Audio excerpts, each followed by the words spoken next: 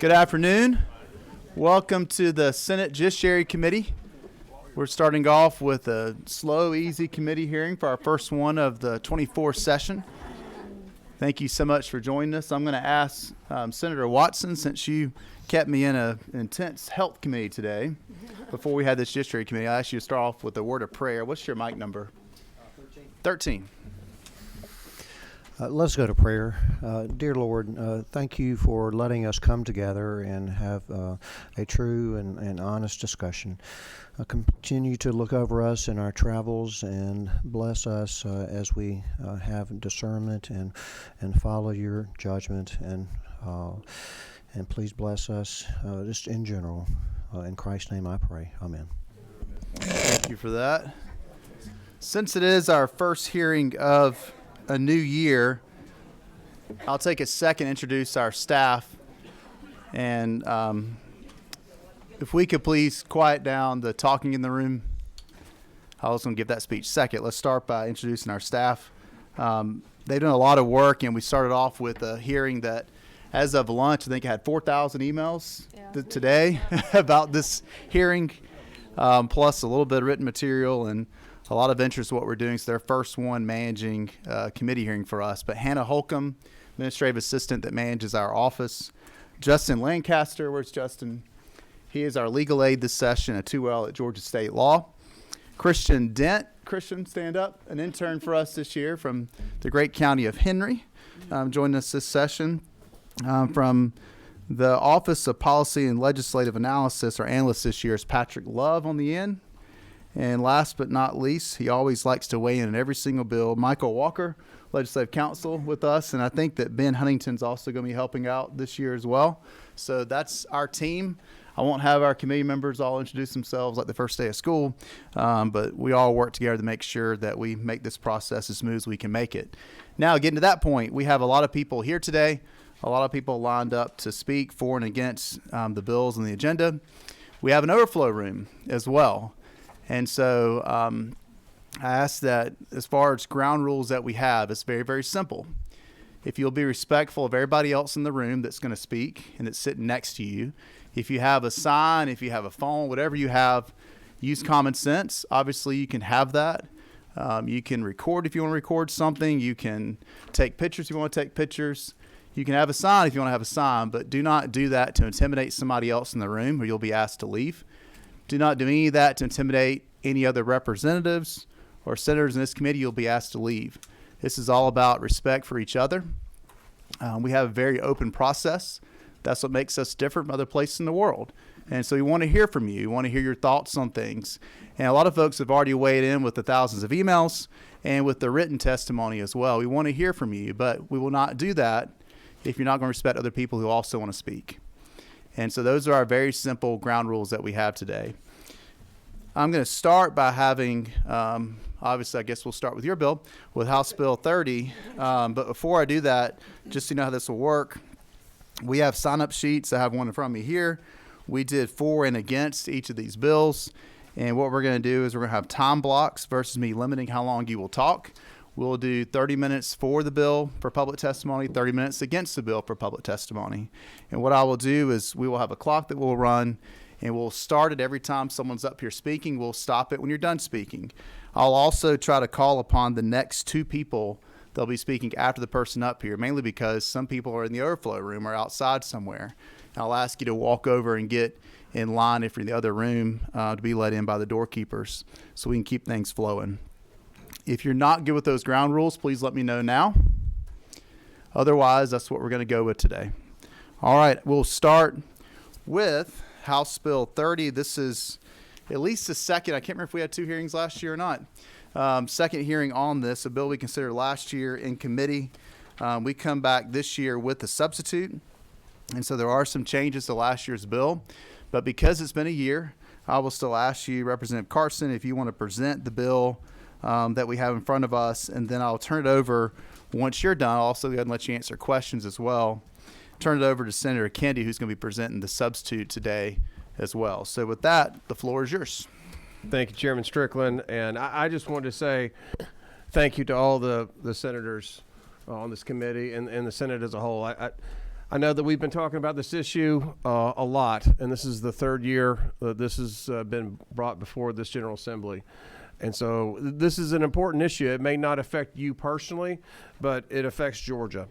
And we've seen a number of things in the news locally, nationally, internationally, and regardless of how you vote, I just want to say thank you for spending time on this. It's a very important issue in our current events.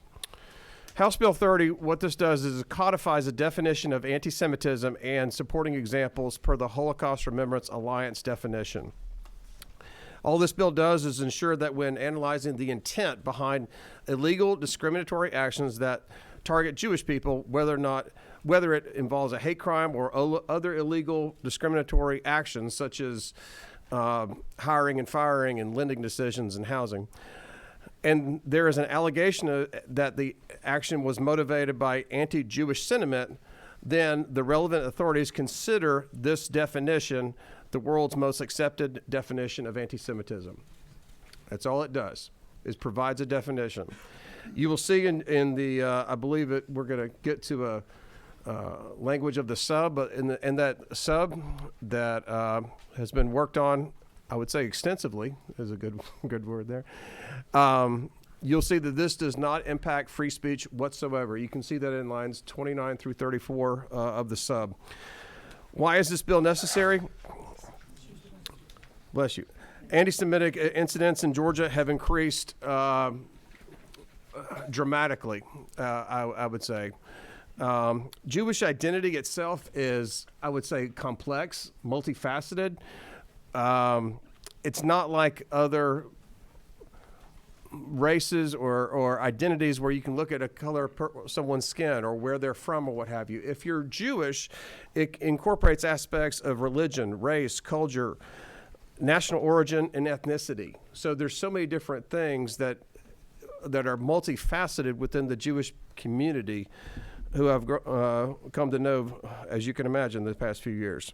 And without a standard definition, it's easy for anti-Semites to hide behind this ambiguity, even when their anti-Semitic acts are subject to Georgia law.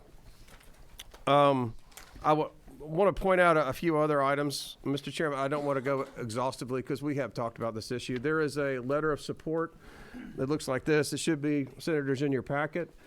This is HB 30 is support, and the IRA definition is supported by 95% of the Jewish groups that are out there in our state and in our country. I'll also point out to you that there are a number of people that speak against this. One of those groups, the founder and executive director, said that October 7th made him happy. Another group is that you might hear from today is actually listed as an anti-Semitic hate group per the Anti-Defamation League. I want to ensure you, I want to implore upon you that those groups that say they speak for the Jewish faith that are against this don't represent the Jewish faith any more than Westboro Baptist Church represents you and I, if you and I are Christian or evangelical. This is widely supported by our friends in the Jewish community, and I will not stop fighting for them. With that, I know there's going to be a lot of testimony, Mr. Chairman. So in the interest of time, I'm happy to answer a question or your pleasure, committee. Any questions for the author of the bill? All right, this time, Mr. Pro Tem, I'll call upon you if you want to present the substitute that we have. Are you Mike 12? 11?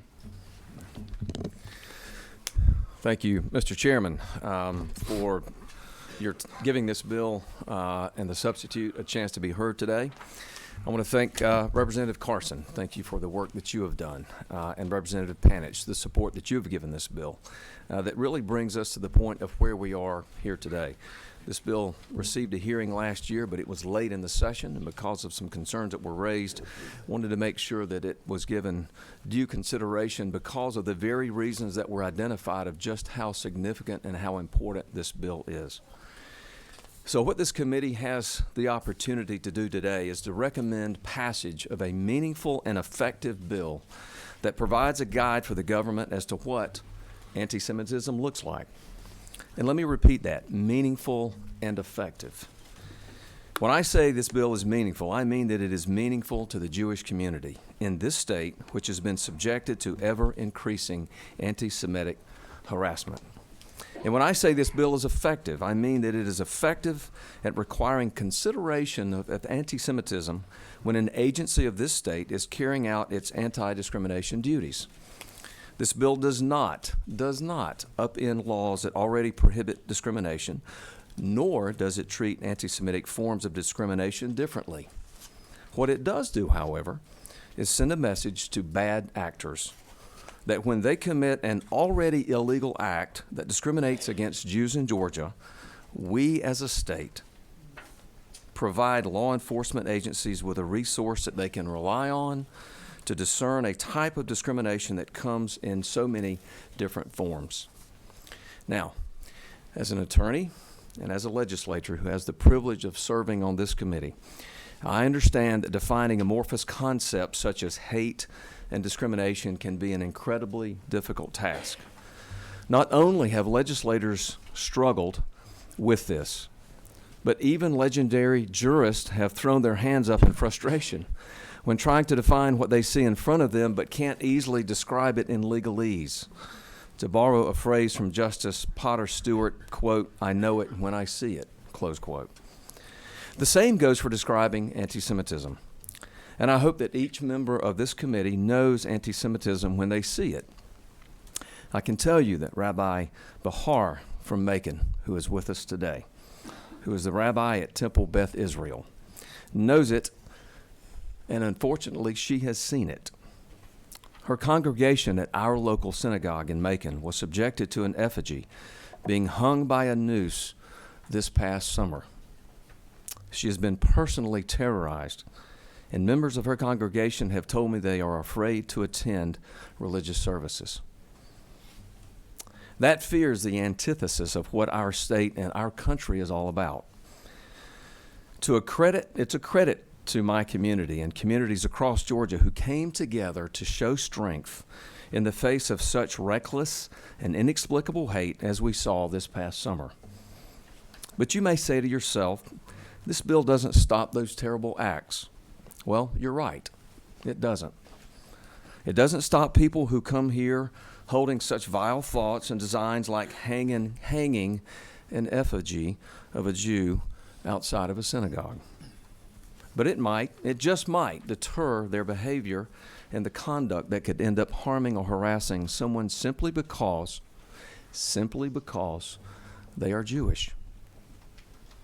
But just as this substitute bill does not change what is in someone's heart, it does not interfere, criminalize, or in any way make someone liable for their speech. It does not compel an automatic finding of discrimination when a set of facts meets the definition of anti-Semitism. It does not automatically penalize someone for criticizing Israel, nor does it attempt to override our First Amendment protections. Remember, every bill that this legislature passes is subject to the limits contained within the Bill of Rights. It is the whole purpose of the Bill of Rights and the amendments to our Constitution to limit the state's police power.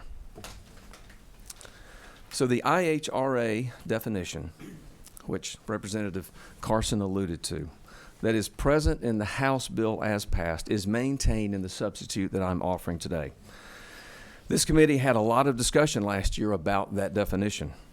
And personally, I have grown more comfortable and exceedingly comfortable with during the interim with this definition and how it fits into our state law. There are 33 states that use this definition in some fashion, either codifying it for purposes of education or for the purpose of local functions, or as we are attempting to use it here today, as a guide to enforcing anti-discrimination laws that we already have on the books. The IHRA definition is an attempt at illustrating and defining anti-Semitism. The United States was represented through the State Department on the panel that actually developed the very definition that we're talking about and that which is contained in this legislation, a proposed bill. And we should be confident that it is well vetted and not meant to undermine our U.S. Constitution. Now, if we can agree that the definition of anti-Semitism is in the bill that illustrates and defines anti-Semitism, the question then becomes, what do we do with that definition? Answering that question is at the heart of this proposed substitute, and it is a question that I have worked on with Representative Carson and Representative Panich and their team. I appreciate the good faith collaboration that our offices have enjoyed throughout this process over the last many months, and the engagement with the stakeholders that myself and my staff in the Pro Tem's office have had the opportunity, and the community leaders and interested parties across the state. If you recall, in the version that we reviewed last year, there was an ambiguity in the application of the bill. Thankfully, this committee shined a light on that interpretation of the operative language contained in that version, which led to a lot of discussion and a clear intent to provide clarity. And that's what we're trying to do with this sub, is provide that clarity. This committee is mindful that anything that touches on Georgia's hate crime statute should be closely scrutinized given the past judicial rulings on vagueness. With that in mind, this substitute clearly sets out the government's duties in subparagraphs B and C, seen at lines 23 through 28. Under paragraph B, any government agency that is already charged with enforcing some kind of anti-discrimination law is required to consider the IHRA definition of anti-Semitism. The practical effect of this is that an agency can rely on this IHRA definition to discern whether discrimination in the form of anti-Semitism is present in the facts of the complained about conduct.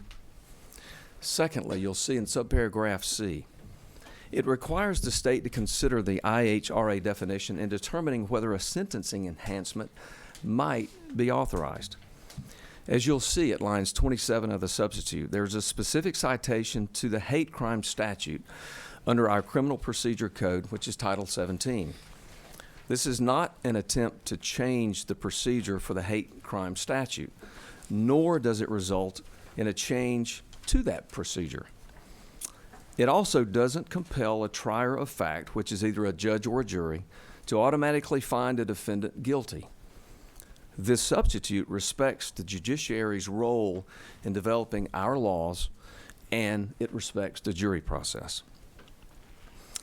I want to thank several folks that have worked in my office, in particular James Banner, the general counsel from my office, who is seated behind me, who has done a lot of work over the past several months when it was decided collectively with many people from the Senate, including the Lieutenant Governor's office, that this was of such import that our office should carry this and work on this, and it has been my honor to do that.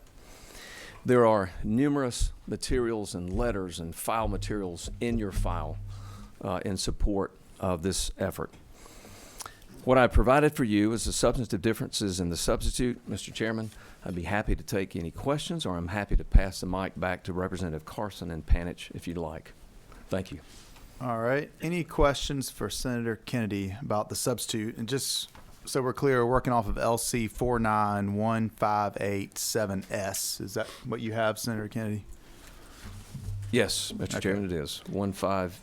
All Sierra. right. Any questions for Senator Kennedy? All right. At this time, do you have anything further?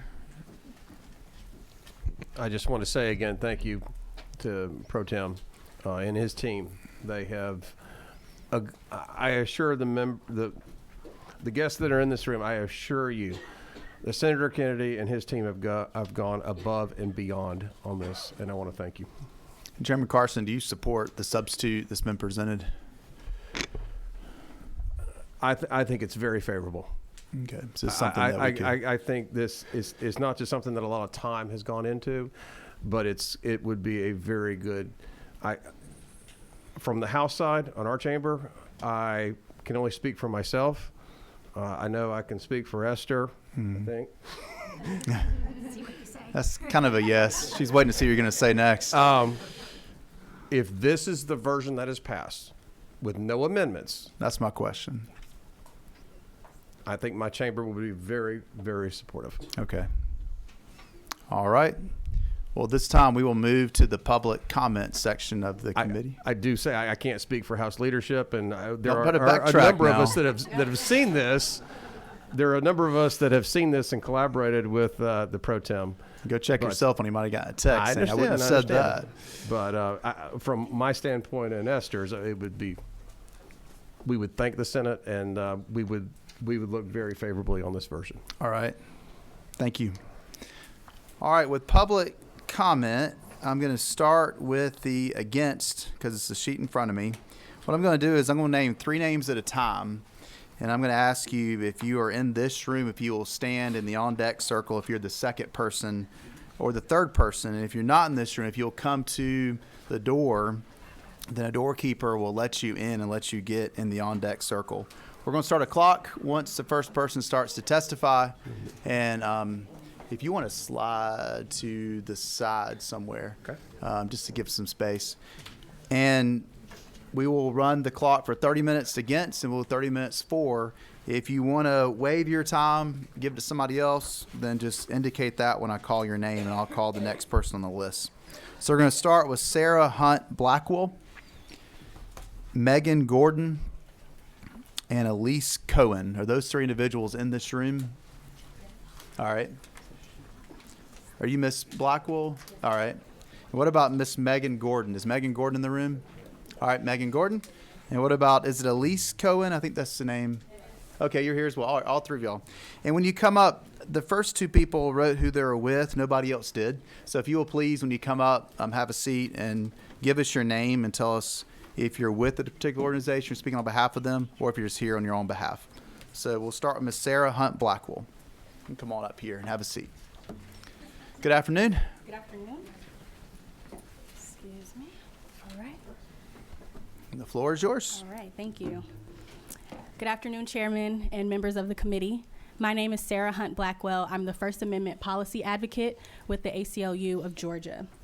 The ACLU of Georgia protects the civil rights and civil liberties of all Georgians. Excuse me.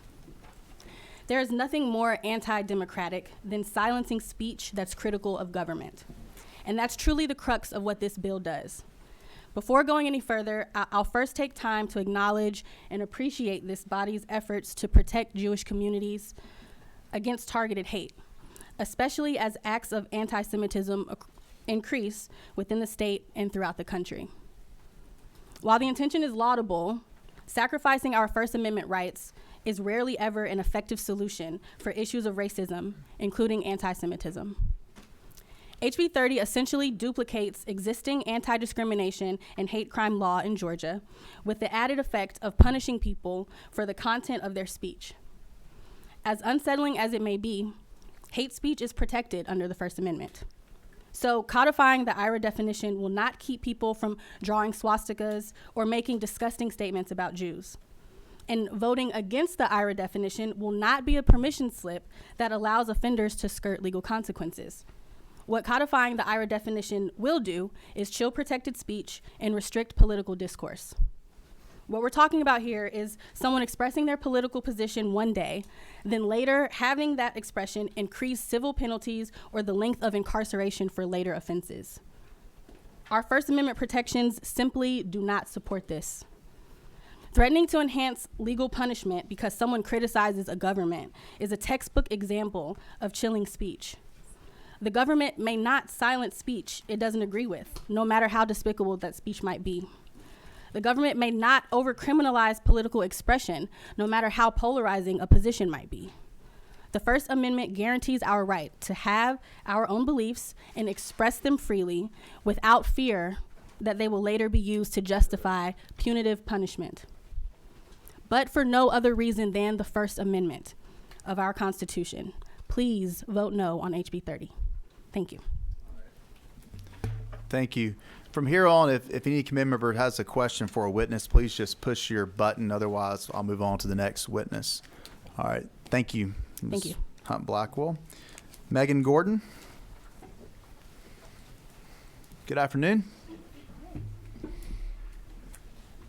Please forgive the computer. My printer decided it doesn't like me. at an emergency. Thank you all for your time. I'll try to be brief for the sake of everyone behind me. My name is Megan Gordon. I'm the policy manager at the Georgia chapter of the Council on American Islamic Relations. We at CARE Georgia don't have any inherent objection to the idea of codifying a definition of anti-Semitism, but we do have serious concerns with the codification of the IRA definition, and especially its examples, because as written, this bill is so broad that, as Sarah described, it impedes protected free speech. I understand that this bill is a two-part equation. You got discriminatory action plus speech equals legal trouble under HB 30. But there are some instances that this law creates that would lead to lawsuits based largely on speech.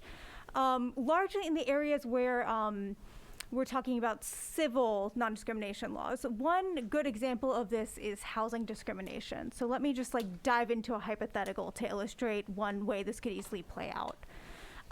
Housing. Let's say that I'm a small landlord and a Jewish person applies for one of my openings. The Metro Atlanta housing market, for those of you lucky enough to not live in it, is bonkers. So I have dozens of applicants. I don't pick this person.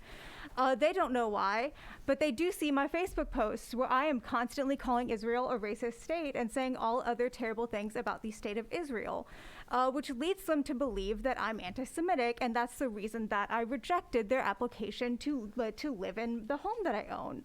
So they sue me for housing discrimination. Now, maybe I'm able to go to court and win because I can demonstrate that I chose the person with the highest income. But maybe I chose someone for a less tangible issue. They reminded me of my dad. We got along great. Or maybe this one Jewish applicant I didn't like, they struck me as litigious and it made me nervous. My best case scenario is I'm spending time, money, lots of stress defending myself in court and have the reputational harm of being accused of anti-Semitic because of conduct that, or nothing really, primarily based on my protected free speech. The best case scenario is I win, but I'm dragged into court based on my protected free speech. Criticizing a foreign government. We could see similar situations play out in employment discrimination claims as well, because there are businesses that are critical of Israel too. I know that's less common than Israel, but it does still happen, and businesses have free speech rights too. In conclusion, I want to share one final concern with this bill, which is that it will have a chilling effect on free speech, and I think that's going to be the largest impact. Because we can sit here in this room and discuss the legal structures and nuances of it all. But that's not how the average Georgian engages with the law, right? Y'all are mostly all, you're all really smart people and you're mostly lawyers.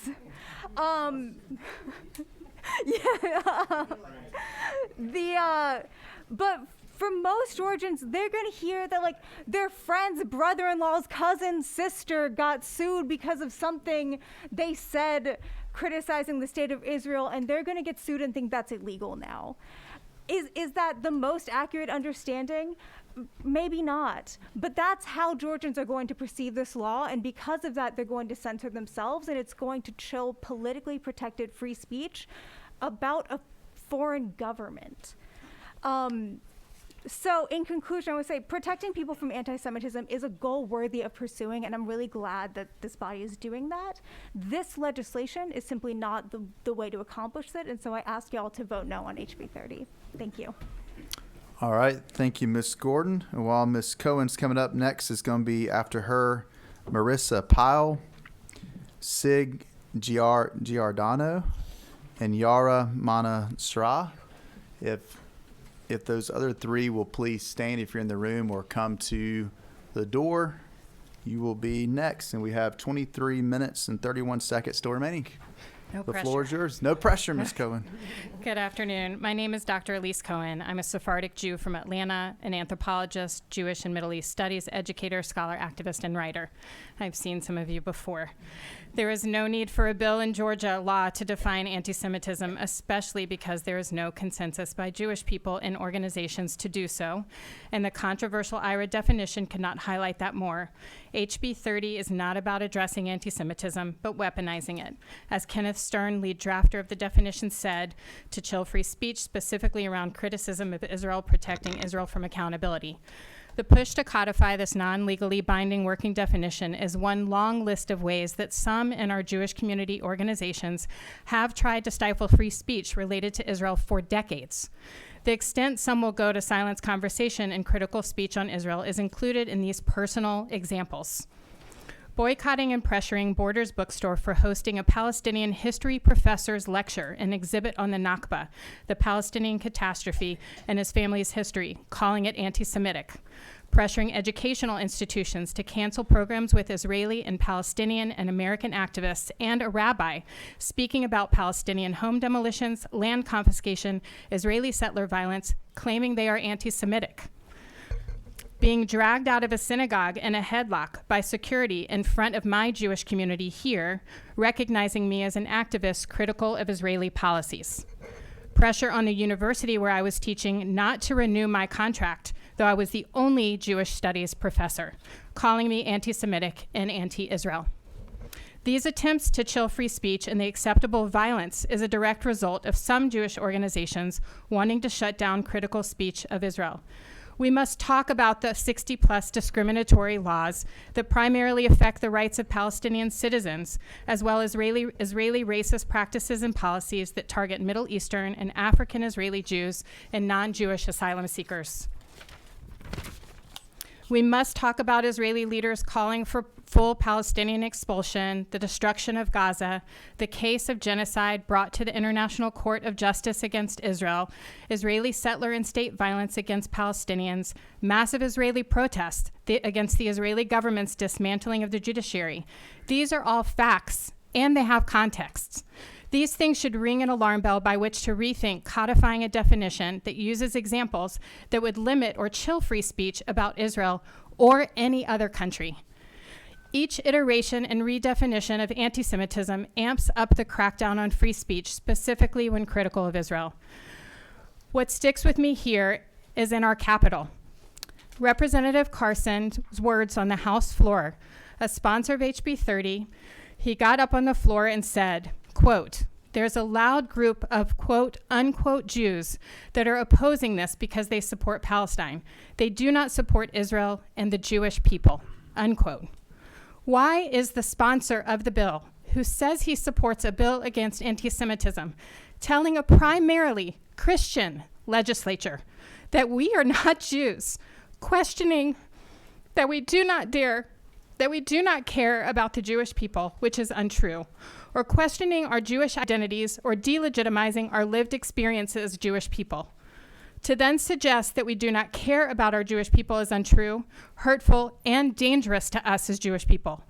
He showed in his own words the intent of the bill. The Georgia legislature should be deciding which Jewish voices matter or which can be silenced.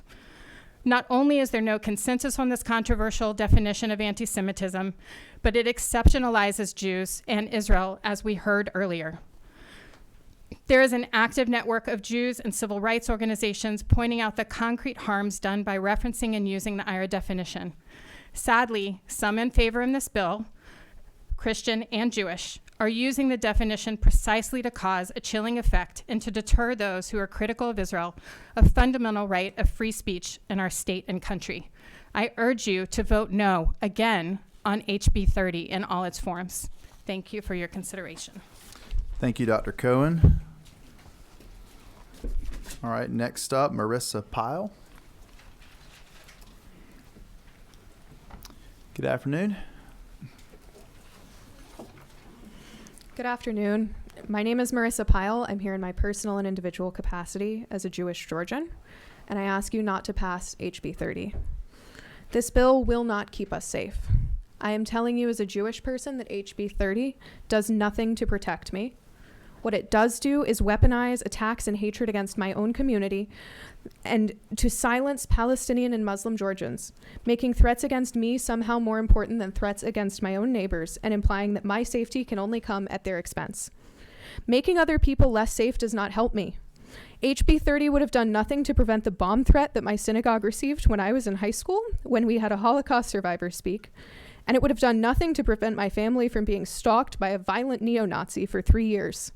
However, what it does do is tell me, a Jewish person, that I am somehow being hateful against myself when I and Jews like me speak out about a foreign government, the Israeli government. It gives me fewer rights to criticize a foreign government than my own under the guise of my own protection.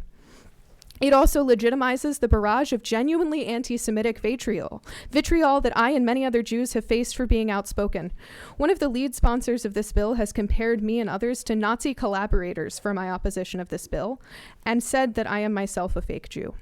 I have been called some of the worst things that a Jewish person can call a fellow Jewish person, words that I was raised to believe are morally reprehensible.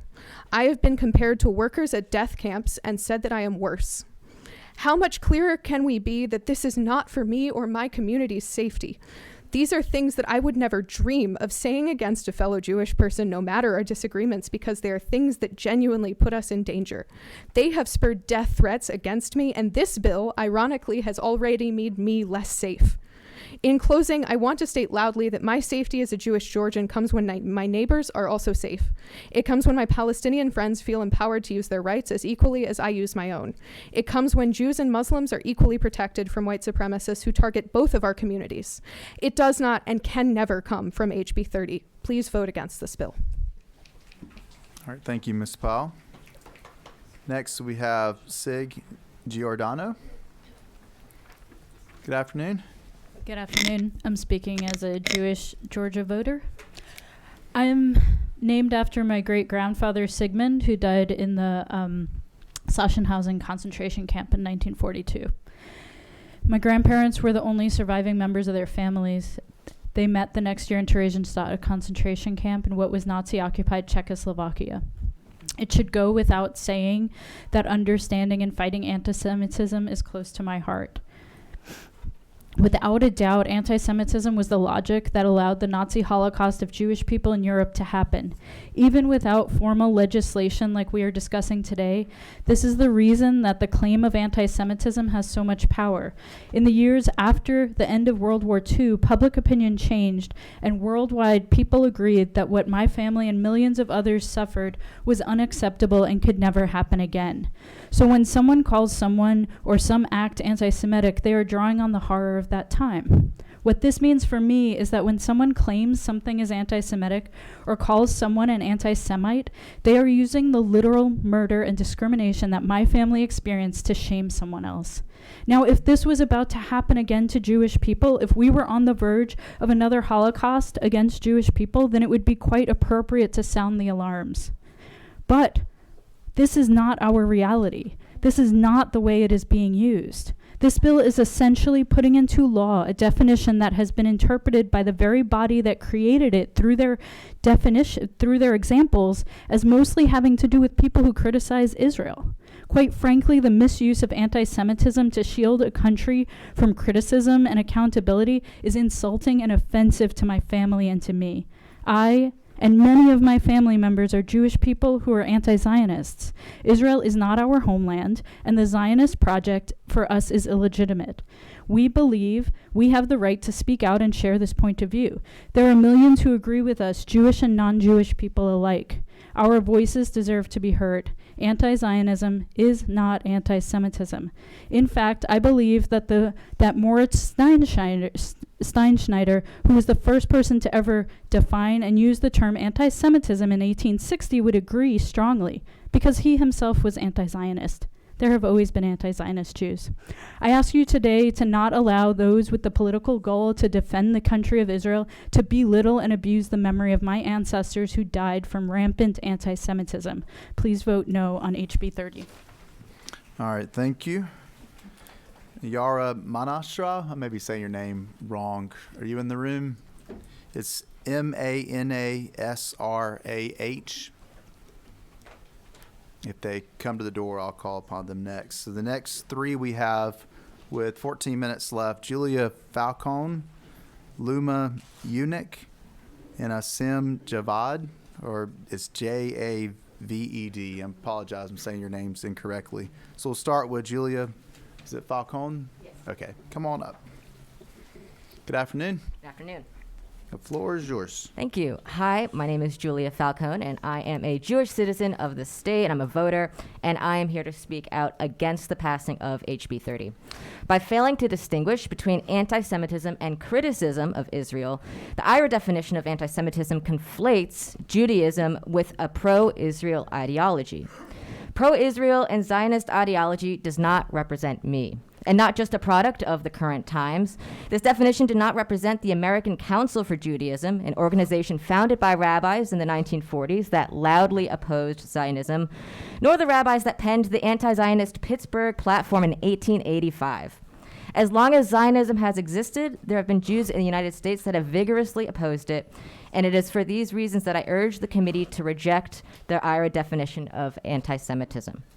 A core tenet of Judaism is to speak out against injustice, and so I choose to do so when I witness, for example, the decimation of universities and hospitals and the preventable murder of 10,000 children at the hands of the Israeli government. This does not make me a self-hating Jew, this makes me a human being. And this is not a choice, it is my duty to speak out. If raising my voice against atrocities is deemed anti-Jewish by law, then the state of Georgia is recognizing a version of Judaism that is unrecognizable and unconscionable to me, and where I am supposed to witness war crimes and do nothing lest my words be used against me in the future.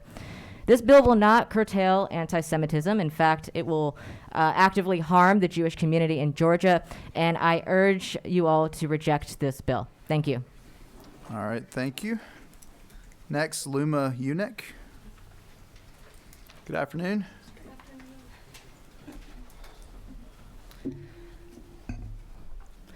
Good afternoon. My name is Luma Yunus, and I'm a senior at Georgia Tech. As an Iraqi refugee coming from Saddam Hussein's oppressive regime, I have always valued the freedoms inherent to the American ethos. I appreciate the right to free speech in a way that not many others can because I have lived in a world without it. It is with this context that I express my deep concern regarding House Bill 30. I have exercised my right to free speech as enshrined by the Bill of Rights to express my dissent towards the policies of the Israeli government and the U.S. support thereof.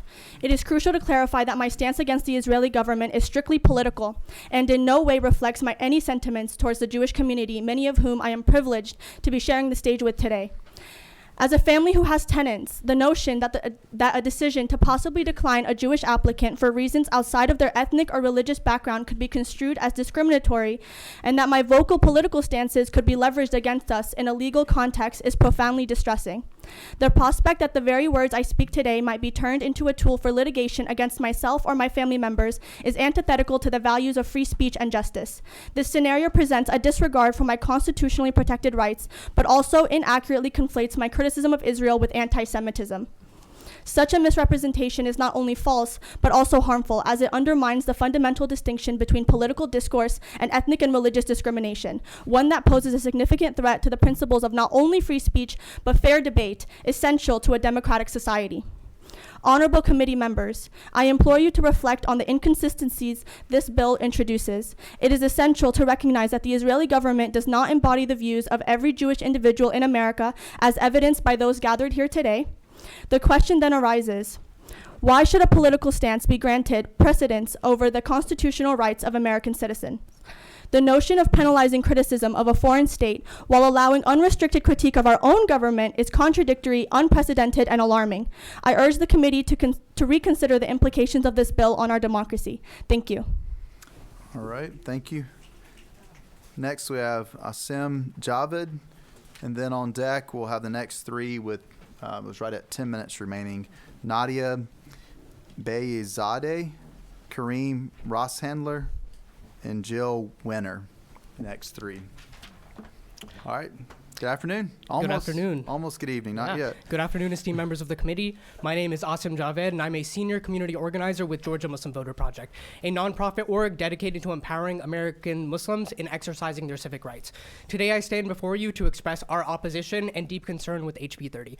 We firmly believe that while addressing anti-Semitism is crucial, this legislation raises concerns, including the infringement of the First Amendment rights of many, including the more than 70,000 plus registered Muslim voters in the state and more than 170,000 Muslim community members here in Georgia.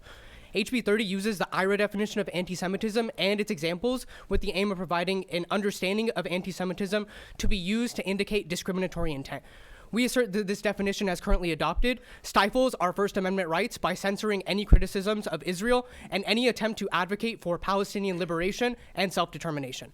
Furthermore, IRA equates Jewishness and Judaism with Zionism and the State of Israel, a comparison which is fundamentally untrue. This is indicated by the examples listed in the definition, a majority of which address criticisms of Israel and Zionism rather than discussing discriminatory attacks on Jewish people and on Judaism. As a result, HB 30 fails to adequately address the root causes of anti-Semitism and will not offer the sufficient protection to the Jewish communities who are at the heart of this issue.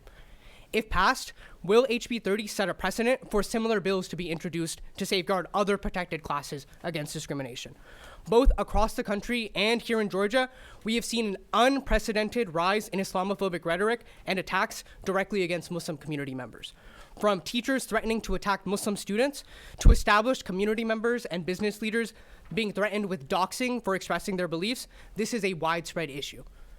When can we anticipate the legislator moving forward on a bill that addresses Islamophobia, if they are so concerned with protecting our communities against discrimination?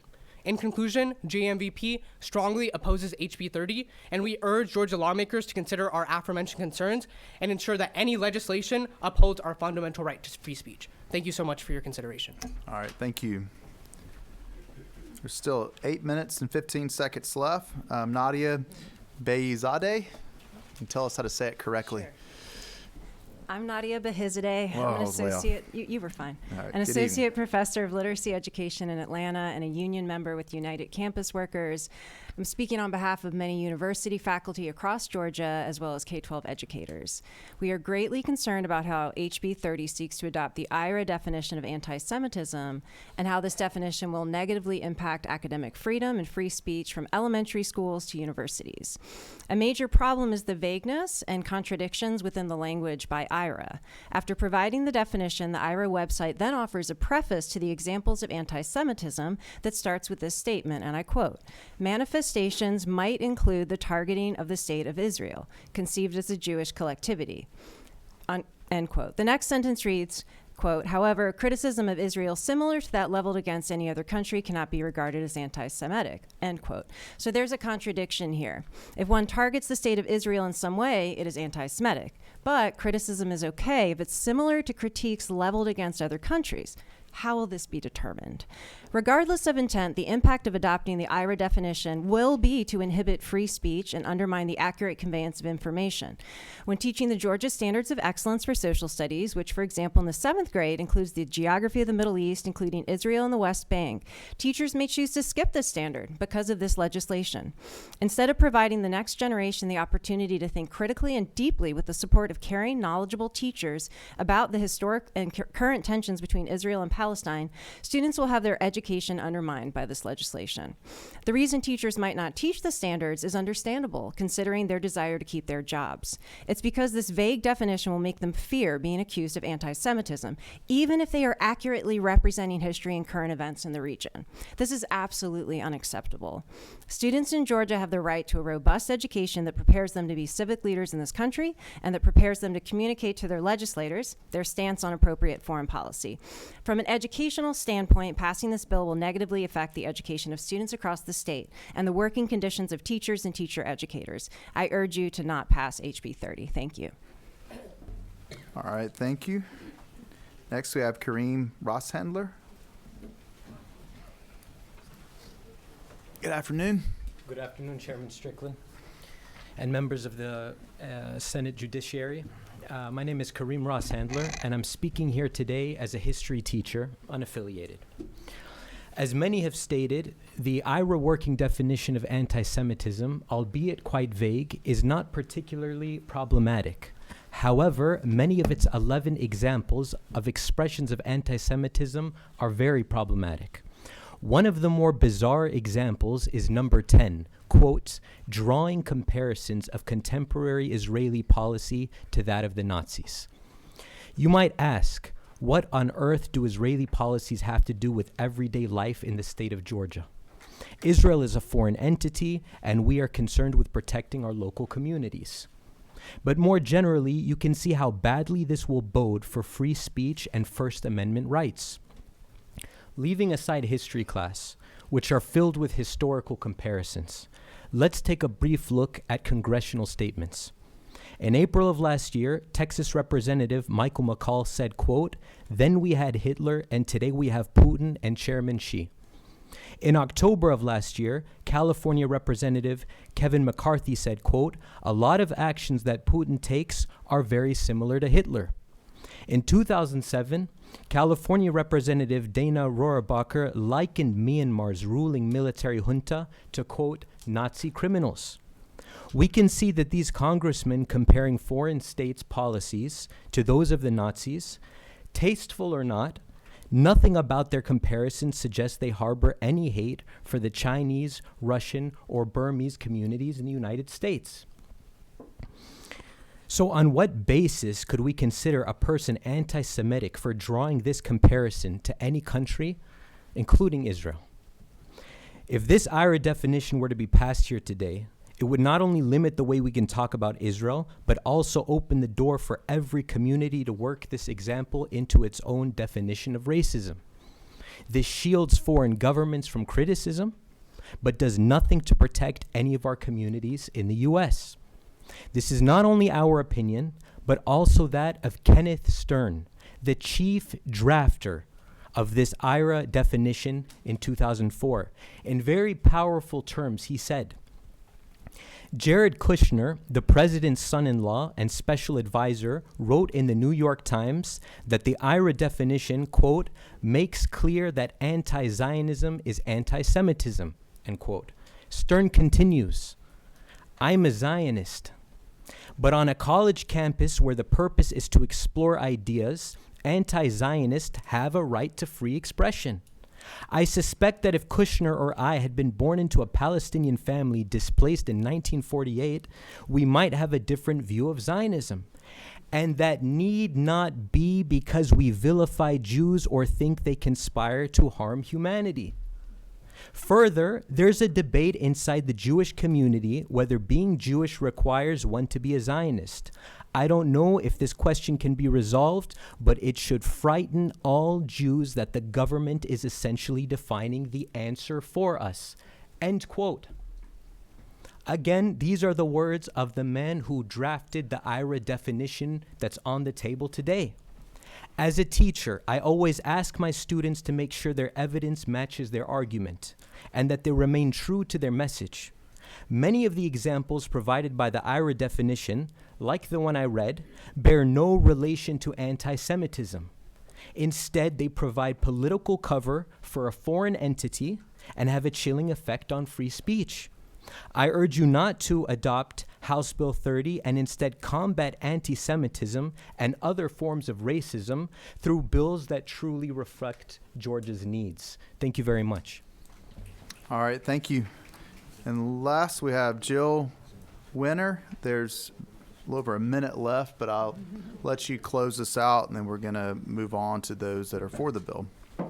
Good afternoon. Hi there. I'm Dr. Jill Weiner. I come to you today as a physician, a trauma specialist, a Jewish Georgian, and I'm asking you to vote against HB 30. I grew up in Atlanta, went to synagogue and Jewish summer camp in Georgia. I attended Westminster, where I studied both the Old and the New Testament. I was a religion major in college, and I spent a summer in Israel when I was 17. I oppose HB 30 because legislating an anti-Semitism bill that is vague, controversial, and static doesn't make Jewish people safe. Thousands of years of oppression and resilience of the Jewish people cannot be reduced to a law passed in the state of Georgia by people who are predominantly not Jewish, a bill that associates several of its examples of purported anti-Semitism about the state of Israel that has only existed for 75 years. As a trauma specialist, it's important to put the creation of this bill as well as the actions of the state of Israel into context. Every marginalized group has trauma responses to being marginalized. Trauma rewires our threat detection system, changing what makes us feel safe and unsafe. Our trauma response as Jews is not an intrinsic part of the Jewish religion itself, and it doesn't define what it means to be Jewish. Part of a trauma response is not only fear, but also becoming the oppressor, like the phrase, hurt people hurt people. This bill is part of a fear and trauma response to being marginalized, and while it's theoretically designed to protect Jewish people, it's not actually protecting anybody. It's actually causing harm because it's forcing all Jewish people to line up and have the same opinion, especially about Israel, and it's chilling our free speech as Jews.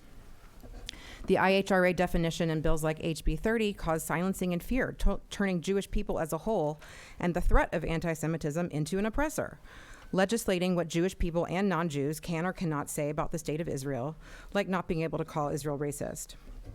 Not only does this infringe on our First Amendment rights as Georgians and Americans, it could lead more people to believe anti-Semitic tropes and stereotypes around power and control. There are multiple truths. I am proudly Jewish and identify strongly with our various forms of Jewish religious expression, our First Amendment right as citizens. I am also opposed to anti-Semitism, and I have also experienced it personally. And I ask you to oppose HB 30, as I will continue to strongly disagree and criticize Israel's actions.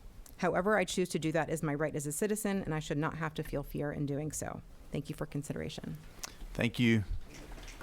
And thank you to everybody for the respect you've shown, as we've heard from the people against the bill. We'll now move to people that are for the bill. There was a few names I did not get to call upon that were against the bill, and the same thing I'm sure will happen for the for the bill. If you want to be on the record for the committee, you can still submit testimony to us, to our office. We'll put you in the record. Otherwise, I do encourage you to continue to reach out to representatives and senators as this bill moves forward, assuming it moves past this committee tonight. But obviously, we're limited in what we can do in these hearing rooms. So now, starting the four, same rules. I'm going to call three names at a time. Same thing if you're in the other room. If you'll please work your way over and come get in the on-deck circle. The first three names are Mark Goldfeller, Eric Robbins, and Sally Levine. And hold on 1 second. We'll get another clock started. All right.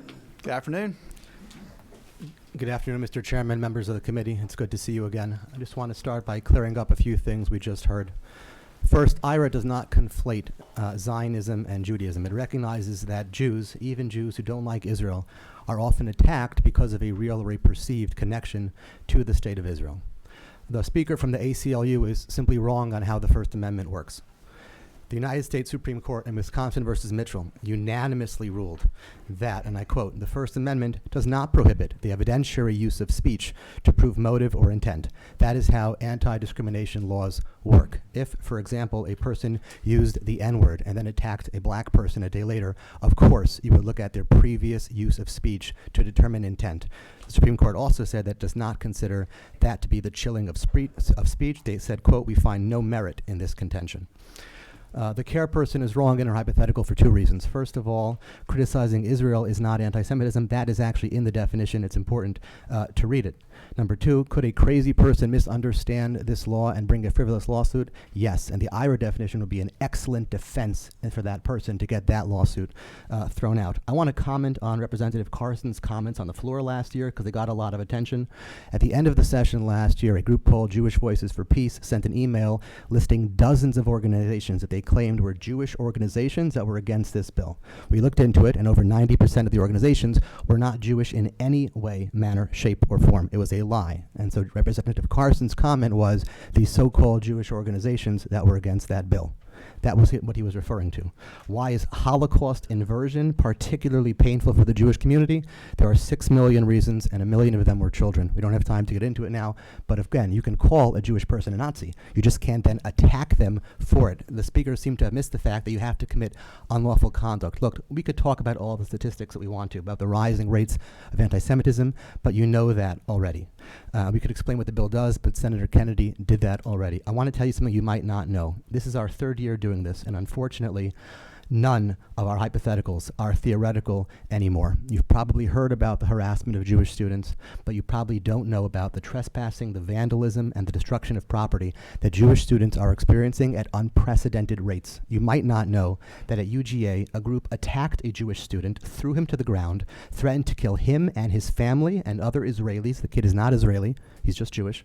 And when it came time to charge him, the authorities told us that no, it's just a simple misdemeanor. It's not anti-Semitism, they said. It's just politics because Israel.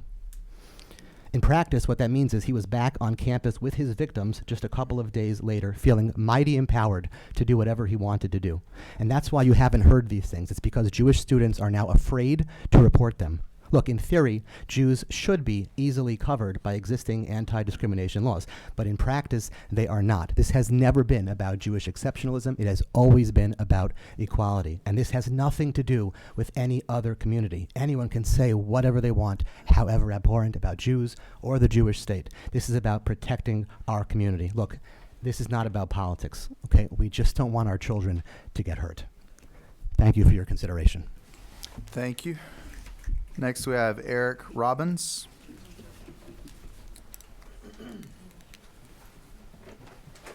Good afternoon. Good afternoon to you, and thank you. I'm Eric Robbins. I'm the president and CEO of the Jewish Federation of Greater Atlanta.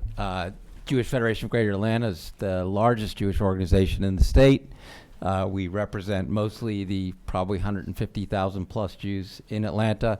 While no organization can speak for the Jewish community of Atlanta wholly, I think we speak for probably the majority of the community.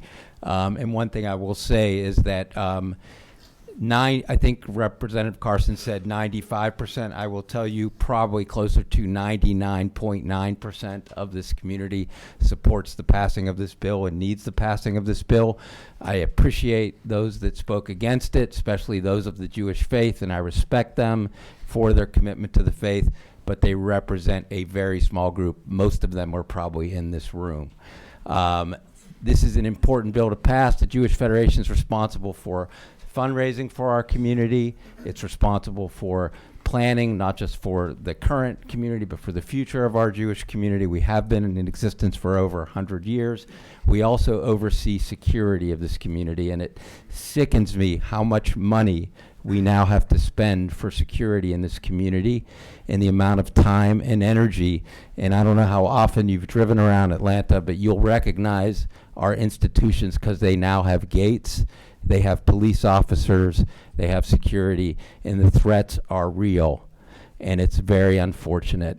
And whatever we need to have to protect ourselves when anti-Semitism is actually happening. I was born and raised in Pittsburgh, about a mile from the Tree of Life Synagogue. I've spent most of my career here in Atlanta. But anti-Semitism is real, and whatever we need to do or pass so that we can stop it and persecute those who perpetrate it is absolutely important.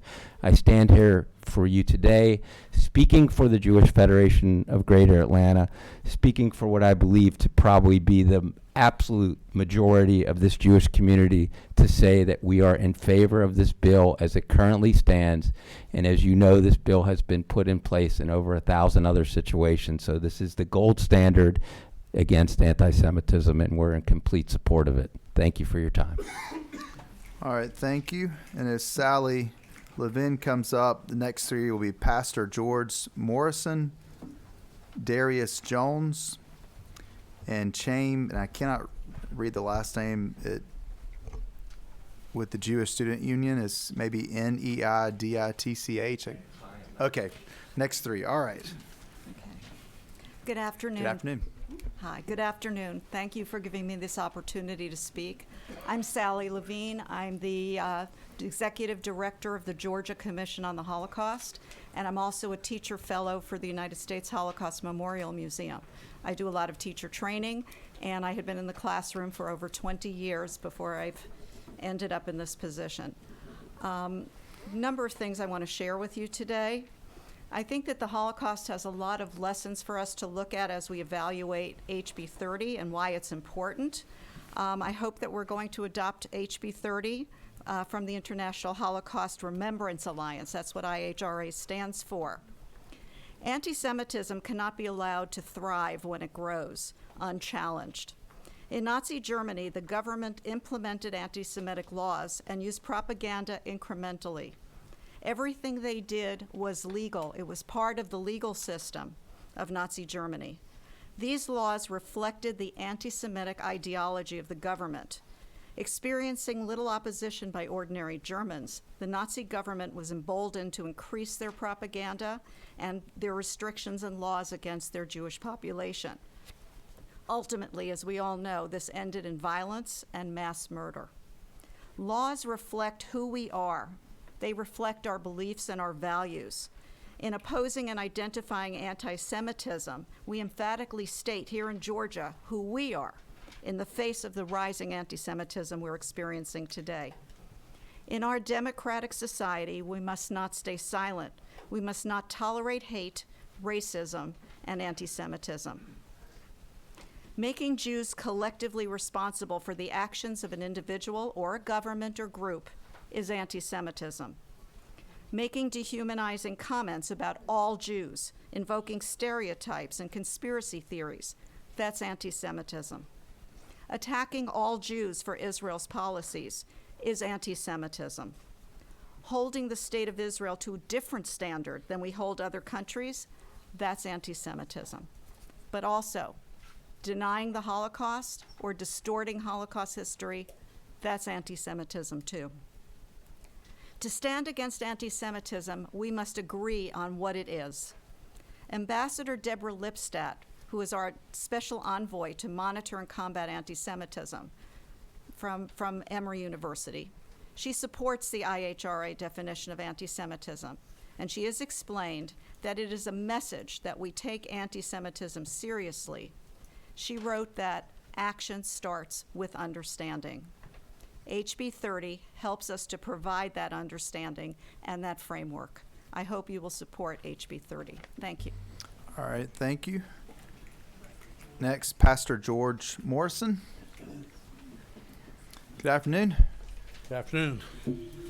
My name is Pastor George Morrison. I live in Villa Rica and serve on the Executive Board of Christians United for Israel, a 10 million member organization with 460,000 members right here in Georgia. I've been a pastor for over 4 decades, and prior to that I served in the United States Marine Corps, and I was deployed to Vietnam in 1969. Supporting Israel and the Jewish people has been a lifelong passion of mine. As you know, since Hamas' brutal October 7th massacre, anti-Semitism has reached fever pitch across the United States. According to the ADL, anti-Semitic incidents have increased more than 300% in the wake of the terrorist attack and ensuing war. Here in Georgia, we have seen grotesque incidences of anti-Semitism well before the conflict and in the wake of October 7th. Our friends in the Jewish community have been on the receiving end of bomb threats, anti-Semitic protests, and bullying on college campuses. I was proud to stand on the National Mall during the recent March for Israel, and I am proud to be here before you today. Israel is not alone, and the Jewish people of Georgia are not alone in this fight. This is why I'm asking you to take a stand against anti-Semitism by ensuring that HB 30 is passed into law. To be clear, we cannot defeat that which we are unwilling to define.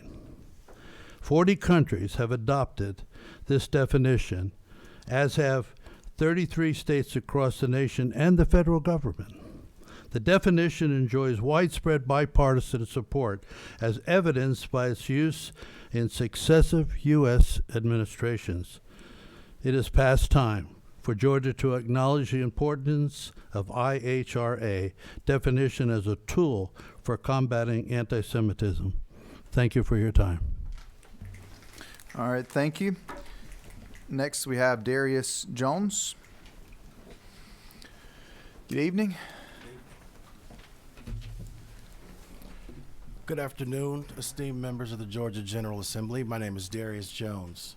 I'm the founder and president of the National Black Empowerment Council, a national network of black leaders from many fields and industries who work together to uplift African Americans in the area of education, economic empowerment, community development. Alongside that primary mission, NBEC has made the creation of a resurgent black-Jewish relationship a priority, as cooperation between our two people was a key component in the success of the civil rights movement. The fight against racism and anti-Semitism may manifest differently, but at their core, they threaten the very principles upon which our nation was founded: liberty, justice, and the pursuit of happiness. That said, I am here today to offer my full support of HB 30 in its current form. The IRA definition provides a comprehensive framework for identifying and addressing anti-Semitism, offering clarity in a world often clouded by ambiguity. By embracing this definition, we signal strongly that our commitment to honoring and upholding the dignity of all Americans is unwavering. The passage of HB 30 will make an enduring commitment to such values, not just in words, but in legislative action, affirming Georgia's stance against discrimination in all its insidious forms. In closing, I urge each member of the General Assembly to consider the profound impact adopting the IRA definition will have on our collective journey towards justice. Let us stand united against anti-Semitism, racism, and all forms of discrimination, creating a legacy of inclusivity and compassion for generations to come. Thank you for your time, your consideration, and your support of House Bill 30. All right, thank you. As Chaim, and I'll let you pronounce your last name when you come up. The next three will be Julie Katz, Rabbi Elizabeth Bayer, and Mac Parnell. Good afternoon. Good afternoon. And we have 17 minutes left. My name is Rabbi Chaim Neidich. I'm the executive director of the Jewish Student Union. I've worked with Jewish students in Atlanta for 30 years, and in the past, I'd say 30 years, I've never met a Jewish teen who has not experienced anti-Semitism in their life. Since October 7th, I've not met a Jewish teen who has not experienced anti-Semitism. This is thousands of Jewish students who have not experienced anti-Semitism in the form of anti-Zionism. Jewish teens on the day of rage were afraid to go to school. They've been harassed, they've been bullied, and there's fear. Schools have been afraid to announce Jewish programming. Why? I thought anti-Zionism isn't anti-Semitism. Why are they afraid to announce these things? And I just want to ask you to please pass HB 30. Schools have asked for the ability to go ahead and go after students who are committing these acts. They want to be able to go ahead and stop and provide a safe environment for students, but they need these laws in place to be able to go ahead and protect students. And I ask you to please make sure that every single child in Georgia feels safe to go to school. Thank you. All right, thank you. Next we have Julie Katz. Good evening. Good evening. My name is Julie Katz, and I'm the Associate Director of American Jewish Committee's Atlanta office. We are the global advocacy organization for the Jewish people, and our area of expertise is anti-Semitism.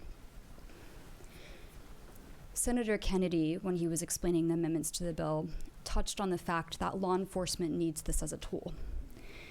In 2022, a gunman walked into a synagogue in Colleyville, Texas, and held 4 Jews hostage.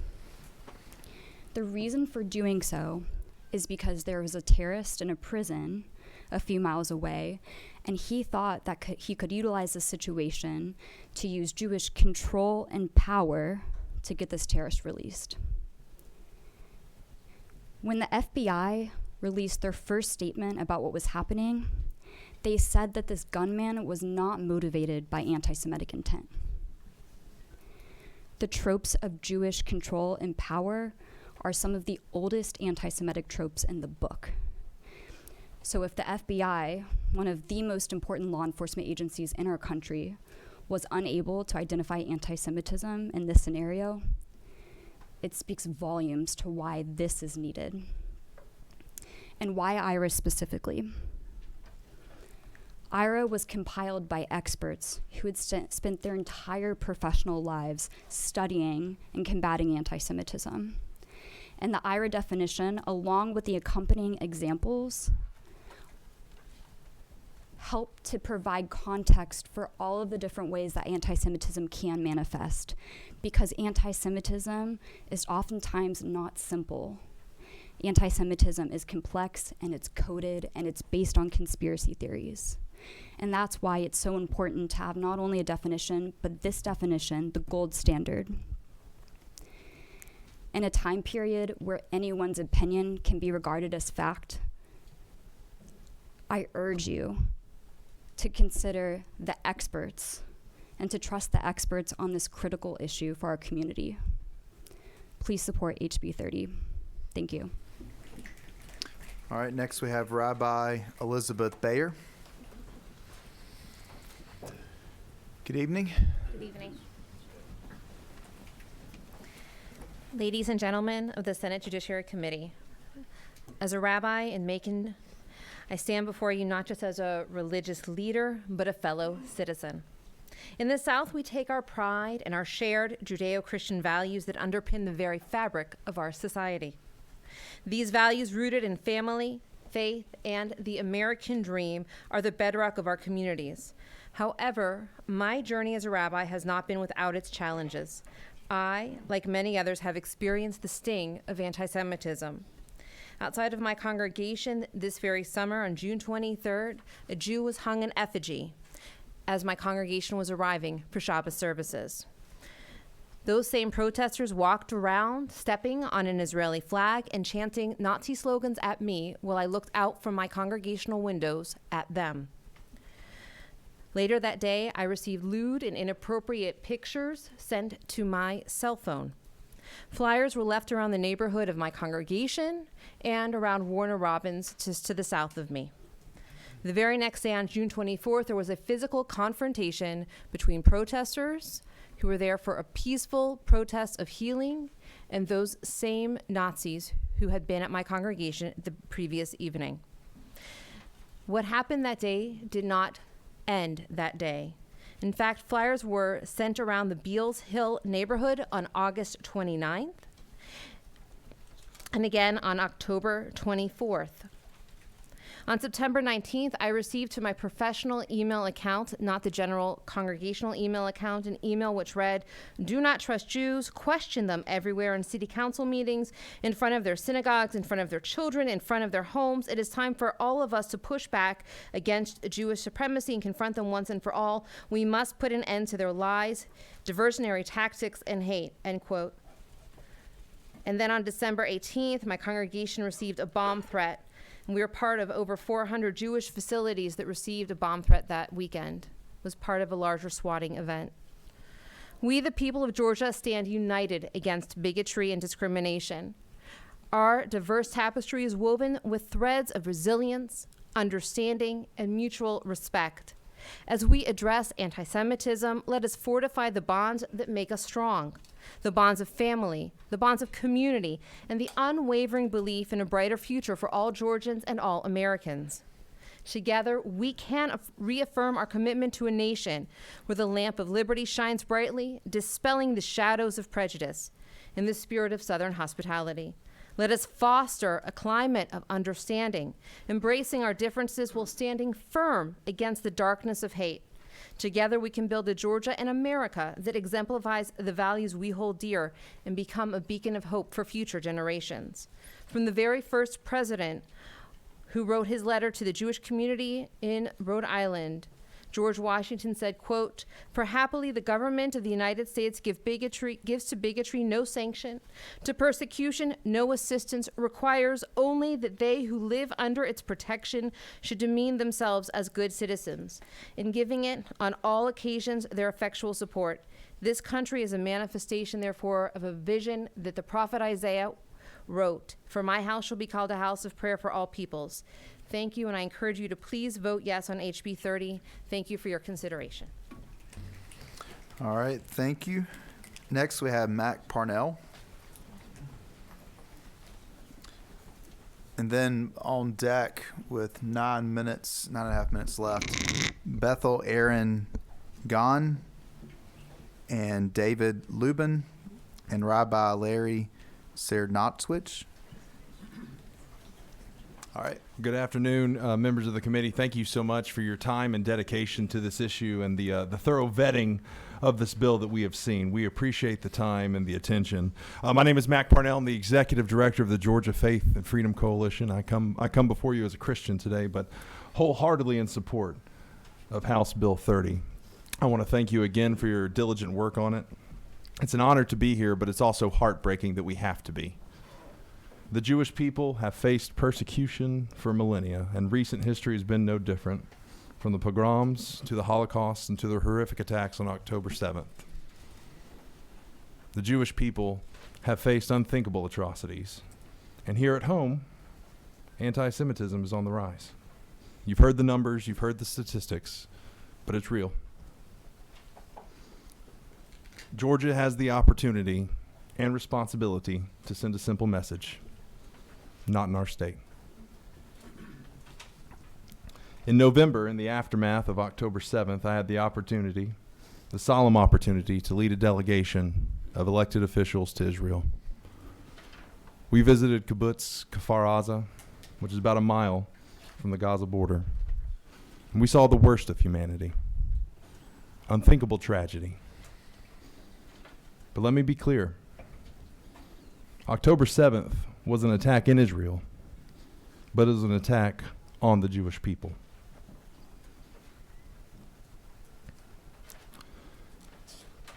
I was coming up the elevator to this committee, and a nice lady saw my pen. It's an American flag pen with the Star of David and the Israeli flag on it. And she made the comment, "Oh, you're wearing yours, so let me get mine out." And to the Jewish people in the audience, you should not have to hide your identity. This is a state that should be free of hate. I want to thank you so much for your attention and offer our fullest support. You'll see a letter from our founder and chairman, Dr. Ralph Reed, and many other state and national evangelical leaders. And we humbly ask for your support of House Bill 30. Thank you so much. All right, thank you. Next, we have Bethel Aaron Gahn. Okay. Oh, it looked like Bethel, Beth/Aaron. I guess. Yes. Wow. Okay. You have 7.5 minutes left. Okay, we'll be fast. All right. Except I lost. Okay. Good afternoon, Mr. Chairman, members of the committee. My name is Beth Gann, and my two sons were harassed for 18 months for being Jewish while in Fulton County when they were in middle school. Swastikas were drawn on the bathroom walls, as well as "Kill the Jews" and "Gas the Jews" on the bathroom walls.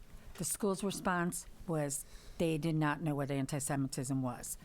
That is, until the government stepped in and threatened to get involved. I told you this story last year, and after I did, I was spit at the next day for telling it. I am still here again, and as we speak, there's another federal complaint being filed with the same schools in Fulton County continuing anti-Semitic harassment, which is still going on today. Jewish parents have complained multiple times, and kids like my kids are afraid to go to school. That's why we need this bill. Okay. Good afternoon, honorable members of this committee. My name is Aaron, and I want to tell you about my own experiences regarding anti-Semitism. I would also like to inform you that for the purposes of this story, I am on the autistic spectrum. For 18 months, my brother and I were terrorized in our school. I kept finding swastikas scribbled in the bathroom, some as big as 5 feet wide, along with other graffiti that specifically stated, quote, "Kill the Jews and gas the Jews." These writings later transitioned into physical acts such as, having money thrown at me, being yelled "Hail Hitler" in class, and also being screamed "Jew me down." Furthermore, I was told by teachers, staff, social workers, and administration that the swastikas I was finding, even the 5-foot-tall one, was not a Nazi swastika, but a peace symbol. And that the other graffiti I was finding was not anti-Semitic in nature, even though it explicitly stated, quote, "Kill the Jews." And because I felt like my efforts were falling on deaf ears, I began contemplating suicide at only 13. Had there been a definition of anti-Semitism in Georgia law, there would have been no question as to whether or not the graffiti and the swastikas I was finding were anti-Semitic in nature. A definition would not have allowed any inaction. I testify before you all again today because as painful and traumatic as it is to relive this experience, I do not want another person to go through this. Ever. So please vote in favor of HB 30 to ensure that. Thank you. Thank you. Next, we have David Lubin. We have 4.5 minutes left. My name is David Lubin. My daughter was Rose Lubin, who was murdered by an anti-Semitic terrorist in Jerusalem on November 6th. On December 5th, the Georgia Senate passed a resolution honoring Rose as a hero, and I thank all of y'all for that. Rose grew up in Toco Hills in the Dunwoody community. There may have been the occasional slur yelled at us as we walked to synagogue, or the random swastika spray painted on the sidewalk every now and then. I'm shocked to say that I had to say we were fortunate, because in the past 2 years, anti-Semitism and the impact it has on my family has exploded. Rose was murdered, and her younger sister, who attends a DeKalb County school, was confronted in May of 2023 by another student who was making Nazi remarks and making Heil Hitler salutes. She reported this to the school, and the school then began the investigation. Even though she was the victim, she began to feel like she was the one who did something wrong by telling on the anti-Semitic child. In October of 2023, my daughter was called a kike by another student at the same school. When she hesitantly reported this to the counselors, she had to explain that a kike was a derogatory word. In the past 2 years, my neighborhood in Dunwoody has been blanketed with anti-Semitic flyers that directly target the Jewish community. A large percentage of Jewish Georgians are living in fear. All you must do is visit our places of worship, schools, community centers to see that we have modified them to resemble fortresses. They sit behind gates with security checkpoints, bollards, and have armed guards. We've just added more security to combat this problem. At this point, we can no longer sit idly by and expect security to protect us. We need laws in place to deter the threat and convict those who commit these actions of hatred. My daughter, Rose, is an example of someone who stood up for this, and today, this committee can do the same. She was a hero, as is everyone who takes a stand against hatred is. Please vote yes to HB 30. All right, thank you. And with 2 minutes left, Rabbi, we'll close out with you. And again, I apologize for those we couldn't get to. I'll once again state, if you want to have your testimony in the record for the committee, please submit that to my office and we will get that in. Mr. Chair, with your permission, I would invite two students who were supposed to speak today and we're running out of time. A student from Emory and a student from Georgia Tech, Sophie and Talia, to sit with me during my remarks. And they will certainly submit their testimony as well. That's fine. Thank you. Mr. Chair, thank you for the opportunity, and senators, thank you for listening. My name is Rabbi Larry Cernovitz. I'm the CEO of Hillels of Georgia. We support thousands of Jewish students across the state in creating vibrant Jewish life on campus. Prior to this role, I have served as a rabbi in congregations for the past 20 years, and most recently in Marietta. I've always affirmed the right to free speech. It's the hallmark of our democracy. However, when people attack Jewish students, both verbally and physically, and hide behind the lack of a definition of what constitutes Jew hatred, this is simply unacceptable. Anti-Semitism is not new on college campuses, but since October 7th, Jewish students have been attacked both verbally and, yes, physically here in the state of Georgia. Jewish students are justifiably afraid. Because of this, and today, the Senate Judiciary Committee has an opportunity to protect these students and, in turn, positively affect the climate on our college campuses. You've all heard and seen the protests, rallies, chalking, the chants, the walkouts. In no way has any voice been silenced. As you've heard the comments today, no way they've been silenced. But in fact, the opposite has happened. And as a result, Jewish students feel unsafe and threatened. I'm not going to repeat President George Washington's reassurance to Jews in Newport, but I will quote Emory professor and now special envoy to monitor and combat anti-Semitism for the United States government, former Professor Deborah Lipstadt, who said President Washington's meaning and message were quite specific. In the United States of America, the bigotry of anti-Semitism must have no place, no quarter, no haven, no home. Without a definition of anti-Semitism, attacks on Jews, specifically Jewish students, will only get worse. By adopting HB 30, Jewish students would be protected from verbal and physical attacks. Just after October 7th, a freshman Jewish student at the University of Georgia was verbally and physically assaulted. His assailant, another student who threatened to kill him and his family, referred to him as a stupid Israeli F. The student was charged by the Athens Police Department, not the UGA Police Department, with 3 misdemeanors and was released that night on bail, as it was not considered a hate crime. He, by the way, is a Jewish student from the metro Atlanta area and not an Israeli. The use of the word Israeli instead of Jew was integral in this decision. HB 30 would have protected him and so many others. And HB 30 includes this example of anti-Semitism, holding Jews collectively responsible for actions of the State of Israel. The Jewish community, the majority of the Jewish community, as our CEO Eric Robbins said, 99% of the Jewish community supports the passing of this bill. And on behalf of thousands of Jewish students across the state of Georgia who feel fear walking on their campuses, we urge you to pass this bill without any amendments to its language. The time, friends, for moral clarity is now. Thank you. All right, thank you. All right, that concludes the public testimony portion of the hearing. Chairman Carson, if you'll step back up, Representative Panich, if you want to come up as well. At this point, I'll open it up to the committee for any action the committee wants to take.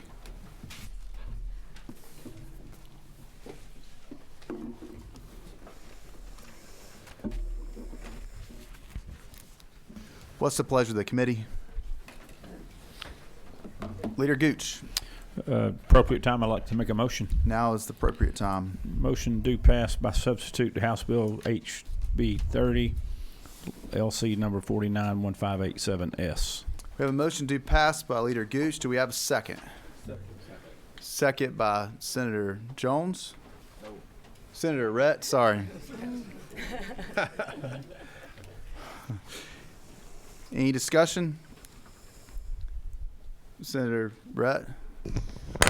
I just wanted to recognize Sam Olens, former Attorney General and Chairman of the Cobb County Commissioners here. Well, I probably missed some judges. I'm supposed to always recognize judges and everything. So I think we weren't doing that tonight, but thank you. Any further discussion from the committee? All right, we have a motion to pass by committee substitute. All those in favor, please raise your hand. It is unanimous.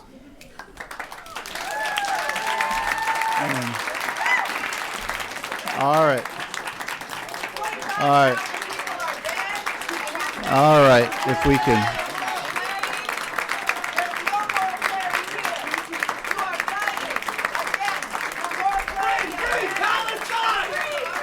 All right. If everyone could please come to order.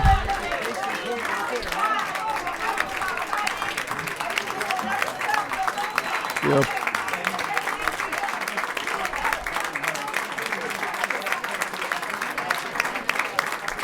All right, if everybody could please come to order. If you'll please come to order. If you don't come to order, you'll be asked to leave or you'll be taken out, as some already have been. So please come to order. We've done such a good job of keeping order during this process, and it will continue. Who's going to carry this bill in the Senate? Senator Kennedy?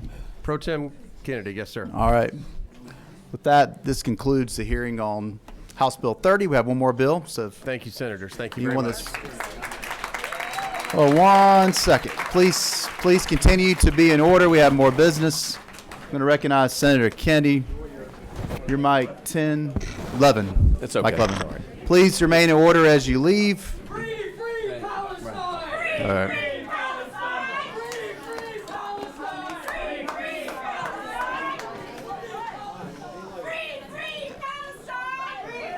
Please.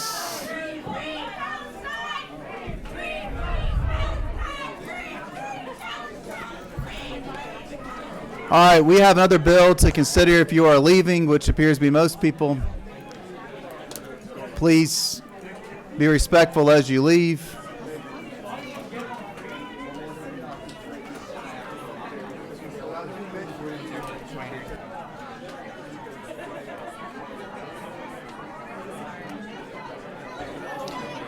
All right. All right, we're going to keep moving. Please exit the room if you have to talk outside. Thank you. If you're going to keep talking, please walk out.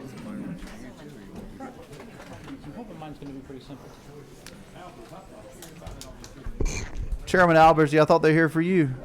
They were. I told them they're dismissed. Well, I'm sure your bill is very important, though the people of Georgia don't appear to think so, because everybody's walking out. So I'll take a. We have a couple still here. I'll take a do pass motion right now. Let's do this. Let's give 30 seconds, because as good a job as I'm doing keeping the room quiet, let's let people continue to walk out. Again, if you'll please exit. If you're not staying for the next bill,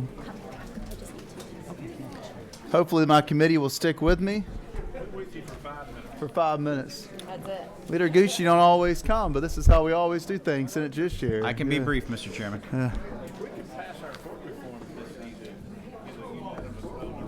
Yeah.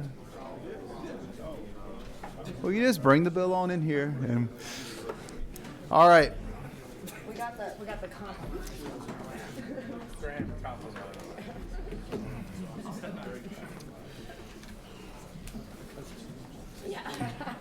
Okay. You have somebody offering it? I hadn't gotten that far. I just literally got it in the hallway. All right, let's come to order. Next bill on the agenda is Senate Bill 359. We're working off LC 491584. Is that what you have, Chairman Albers? Yes, Mr. Chairman. All right, the floor is yours. Again, if you're exiting, please take your conversations outside so we can continue our hearing. Thank you, Mr. Chairman. Excited to present Senate Bill 359 to you because I believe that all the groups that just spoke will benefit from this language. And the purpose. Hold on, Chairman Albers. Yes. If you have to have a conversation, please go outside.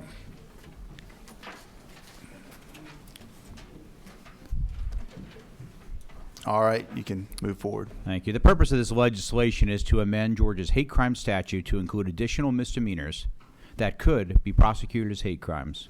It also amends the definition of the pattern of racketeering activity under the Georgia RICO Act. The bill also adds victims' actual or perceived political affiliations and beliefs to the list of protected characteristics under the hate crime statute. The list of new offenses that are being added to the list of hate crimes are all based on a series of events that have happened here in the metro Atlanta area and across our state and sadly across the nation and world. In the last couple of years, where Jewish persons, homes, businesses, synagogues were specifically targeted.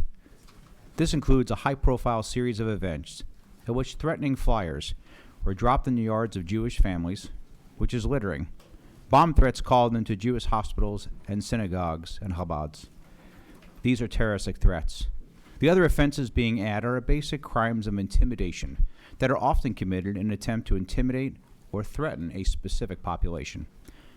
In light of the expressive nature of many of these offenses added to the hate crime statutes under this bill, the legislation also includes savings provisions related to the constitutional rights of the First Amendment of the Georgia Constitution and the U.S. Constitution to engage in protected speech and activities relating to U.S. foreign and domestic international affairs.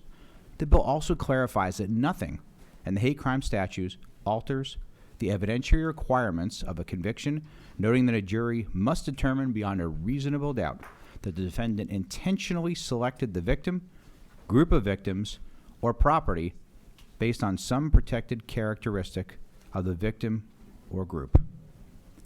This addresses a real issue and goes after the people who are committing these heinous acts. I'll take you section by section through the bill. I do have in front of you a printed out amendment, and I want to thank the Prosecuting Attorney's Council for finding a couple of Scrivener's errors before we brought it to your committee. First, this bill is named the Protecting Georgia's Act under Section 1. Section 2 amends Georgia's RICO statute to provide that, quote, committing, attempting to commit, or soliciting, coercing, or intimidating another person to commit one or more acts covered by the hate crime statute can constitute a pattern of racketeering activity under the RICO statute. We will amend that to 2, and then you'll find that on line 30 of the bill. In Section 3, it amends the definition of designated misdemeanor to include the following misdemeanor offenses that could be prosecuted as hate crimes: littering, unlawful placement of posters, signs, and advertisement, disorderly or disruptive conduct at a funeral or memorial service or at the normal functions of a facility where a funeral or memorial service is taking place, loitering or prowling, misdemeanor terroristic threats, disorderly conduct, harassing communications. It also adds a victim's actual or perceived political affiliation or beliefs to the list of protected characteristics under the hate crime statute that we passed proudly out of this Senate just a couple of years ago. It changes the fine for such charges to not less than $5,000. And again, it clearly states that nothing in this bill should infringe upon First Amendment rights, rights to engage in legally protected conduct or expressive activity. It states again that a jury must still determine beyond the reasonable doubt that the defendant intentionally selected a victim or a group of victims based on protected characteristics of the victim or group. And last, Section 4, Sections 2 and 3 of this bill will come effective on July 1st of this year if it passes through. And then other sections will become effective upon the approval of the governor, or if he does not sign it when the bill became such applicable law.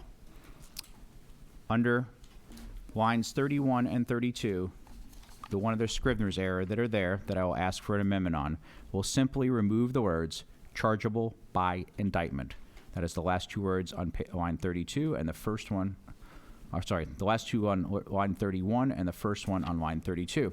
That is the bill. It is actually fairly simple in its desire to make sure that people who are committing these heinous acts are held accountable to their crimes, because here in Georgia, we do not tolerate people who will cause harm, physical, mental, or otherwise. And with that, Mr. Chairman, I yield for any questions.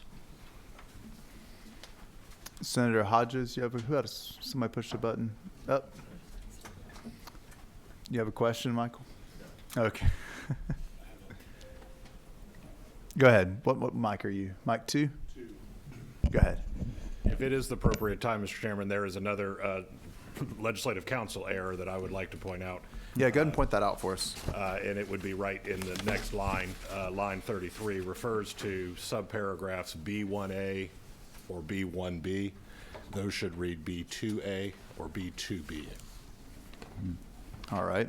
There is no B1A or B1B. All right, thank you. Now, questions from the committee. Senator Setzler. Thank you, Mr. Chairman, to the author and my friend and fellow Northwest Atlanta resident. Just want to dive into this. There's a lot of detail here.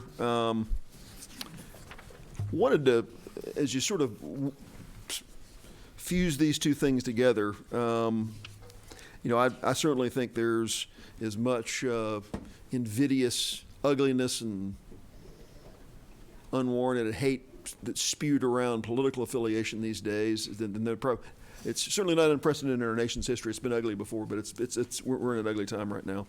What I'm trying to understand, though, is when I weave together, we're adding in placement of signs, posters, advertisements in violation of Code Section 16758, which is essentially the littering statute.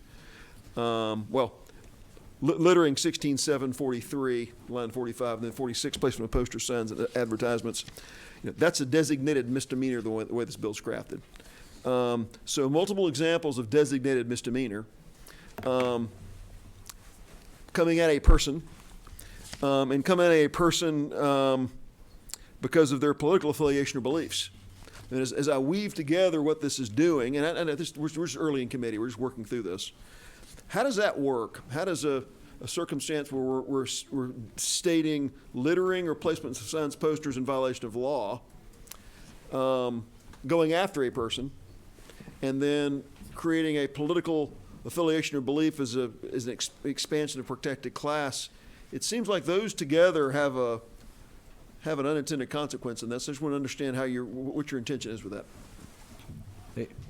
Senator, I think actually that's the exact intended consequence based on what you said, right? So if we are specifically targeting these individuals, and you're doing that by committing any one of the misdemeanors, whether it happens to be the improper placement of posters, signs, and advertisements, et cetera, they might be putting something up that a Jewish family, as an example, says, that's saying something that's so atrocious that they feel that they're being threatened by that very action. And look, some of the materials as you know, we've seen in schools in Cobb County, in Fulton County, by putting up everything from Nazi swastikas to other hateful things that I'm not going to say in this microphone right now. Yeah. I think when you combine all those things together, that's the purpose of creating this connection. I get that. I guess I don't understand how these code sections that were limited just to anti-Semitic intent. I mean, it seems like this is a broader issue than that.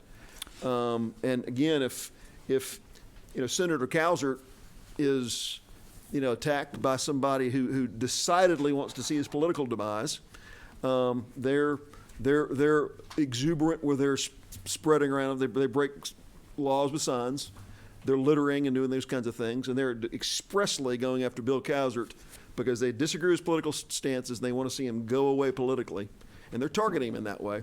I just want to make sure we tighten this. We have this tight. We've thought through the implications of adding in littering, placements of posters and signs, political affiliation. I just, as we go through the process, I just raise that as a concern.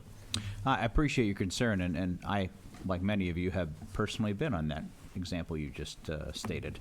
However, we are updating the hate crime statute in general.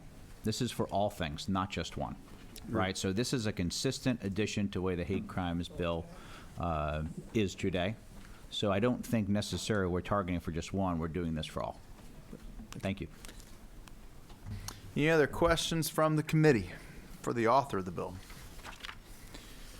All right, thank you, Chairman Albers. We have a big group. Even though there's not a lot of people left in the room, there's still a lot of people that signed up to speak on this bill.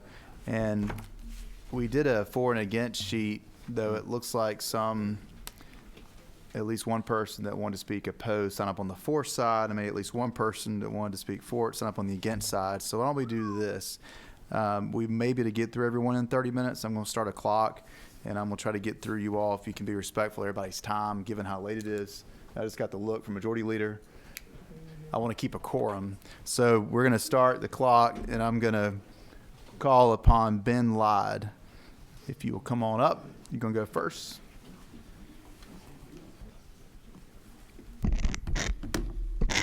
Good evening now, Chairman and members of the Senate Judiciary Committee. For those of you who haven't had the pleasure of meeting, my name is Ben Lyne, and I'm Policy Counsel with the ACLU of Georgia. Join all of you today to voice the ACLU of Georgia's strong opposition to SB 359. Broadly speaking, SB 359 amends two statutes, both of which have their constitutional suspicions, to allow 20 years of prison exposure for acts of constitutionally protected speech or acts of civil disobedience. There is simply no justification for criminalizing protest, particularly when a bill subjects protesters to a 20-year prison sentence. If any of you have support for this bill, I'm sure you have specific activities, many of which Mr. Chairman elucidated, that may be driving that support for the bill. But what I want everyone to think of, if that's where you are, is please consider the fact that unless you're conceding this bill to fail on equal protection or prosecutorial vindictiveness grounds, the bill must apply to any conduct for which probable cause exists. This is especially true given this body's belief that prosecutors should review every case where probable cause exists for potential prosecution. Because this bill was only introduced this morning, we have not had the opportunity to fully explore the types of constitutionally protected conduct that would be unconstitutional under the bill. But from the onset, two things fly off the page, many of which were identified by Senator Setzler, and that's canvassers and leafleters. It is difficult for me to imagine, especially with the introduction of political affiliation and beliefs as a protected class, that individuals can leaflet politically or canvass politically and not be subject to arrest and RICO prosecution under this bill. It is important to remember that the United States Supreme Court has made abundantly clear that just because speeches are offensive or unwelcome to the recipient, it is still constitutionally protected. Similarly, when this bill expressly violates the First Amendment, we believe that the bill does by targeting canvassers and leafleters, these savings clauses will not save the bill. I've included in my materials, which I believe were in your folder, a citation to an 11th Circuit case which says that expressly. This alone should require this bill to be pulled down for further work. With regards to civil disobedience, one thing that we should all agree on is if there are criminal penalties for civil disobedience, these sanctions should be proportional to the conduct and applied equally to all conduct, and not just speech that is disfavored by the state. We at the ACLU of Georgia are especially concerned with the inclusion of political beliefs and affiliations protected classes. Being confronted by those who oppose your political beliefs or affiliation may be among the least welcome and most offensive speech one could be confronted with. We also say that the most off-limit topics in polite society are religion and politics. However, religion is generally considered an immutable trait and constitutionally protected, while one's politics are changeable and constitutionally fair game. This provision goes directly against the great weight of the First Amendment jurisprudence and absolutely should be rejected. When the ACLU of Georgia first came in opposition to the hate crime statute in 2022, this was exactly the kind of chilling speech that we were concerned that this bill would metastasize into.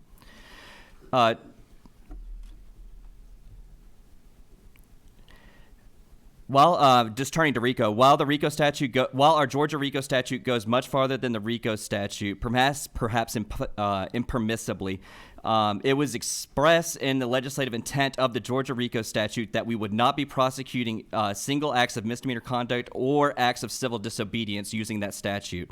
While I know there's an amendment to change that first provision, the bill as it is on your desk today violates both of those legislative intents that are codified in Georgia state law. I can definitely understand that there are forms of protest that this committee can disapprove of, and there's plenty of speech in the modern discourse that I personally find utterly reprehensible as well, but that is never a justification for chilling one's speech, and SB 359 therefore should be rejected. I'll stand for any questions. All right, thank you, Ben. You don't have any questions? Okay, thank you very much, committee. Next, we have James Woodall. Mr. Chairman, I'll wait. All right, he waves. Next, we have Lisa, is it Maggie?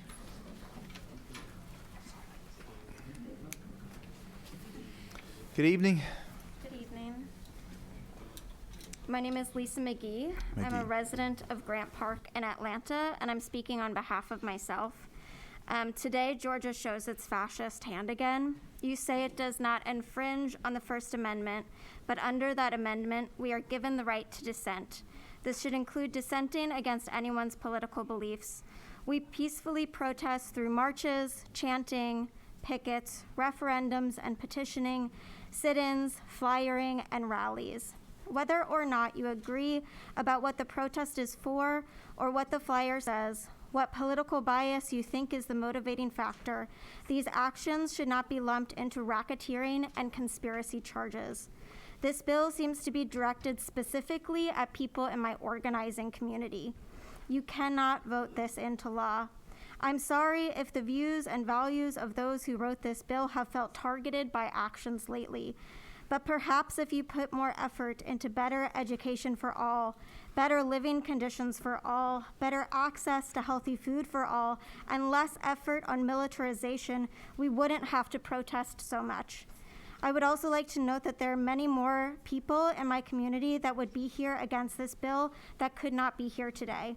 This is not a bill the community wants. Thank you. All right, thank you.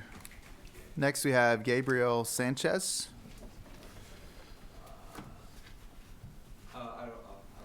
You want to wave? Okay. All right. Next, we have Nate. Is it Koff? No. They stepped out. Okay. They will be back, though. Okay, we'll move on. It comes back before we're done, then just let me know. Anna Hall. Okay, she stepped out as well. John, is it Eves? He stepped out. I'm going to keep going. Gabriel Hirschhorn. It's Hirschhorn. I wonder if some people thought they were speaking on the other bill. Okay, let me explain this. I'll keep going through the list. Kathleen Hamill. And Abid Salim. Ariel Friedman. We just have one more. And Shamin Barde.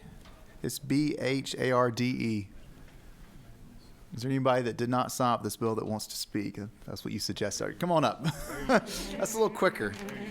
Well, I didn't think there was many people in the room, but I had to.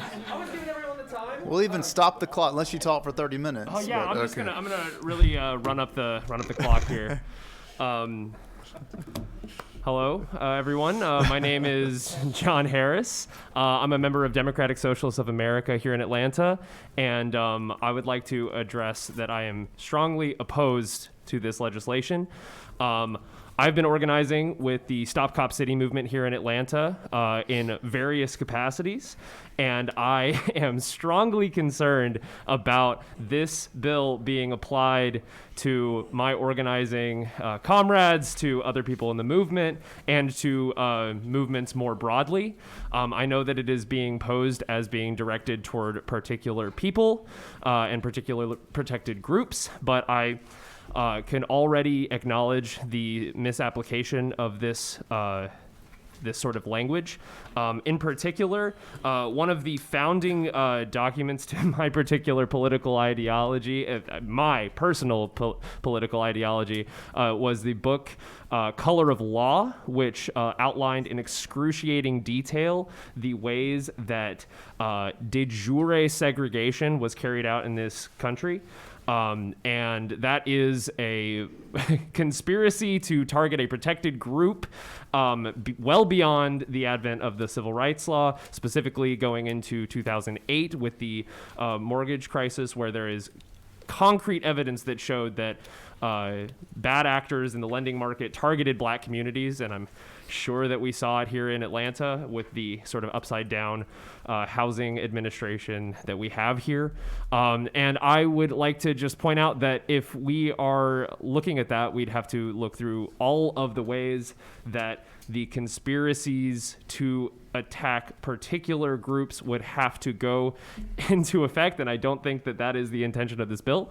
I think that it is very clear that this is meant to have a chilling effect on protest, that it's meant to have a chilling effect on the types of actions that are by all means politically sanctioned by the First Amendment. To say that littering with a questionable political ideology could somehow be taken as a hate crime part of a criminal conspiracy is frankly ludicrous. But that is what this bill would be posing upon us. And so I would like to very clearly state my opposition to this bill, and I hope that you guys take that into consideration. Thank you very much. Thank you, Mr. Harris. All right, come on up. I'll let you close this out. I wasn't planning on, but now that I'm here, I wish I had more time to speak to you all more often, so thank you. As you know, and I would love to speak to each of you, because I am obviously not happy about the decision in the previous bill. But I did want to say, as you know, a little bit about my story already and my family from my previous testimony as the survivor of Holocaust victims.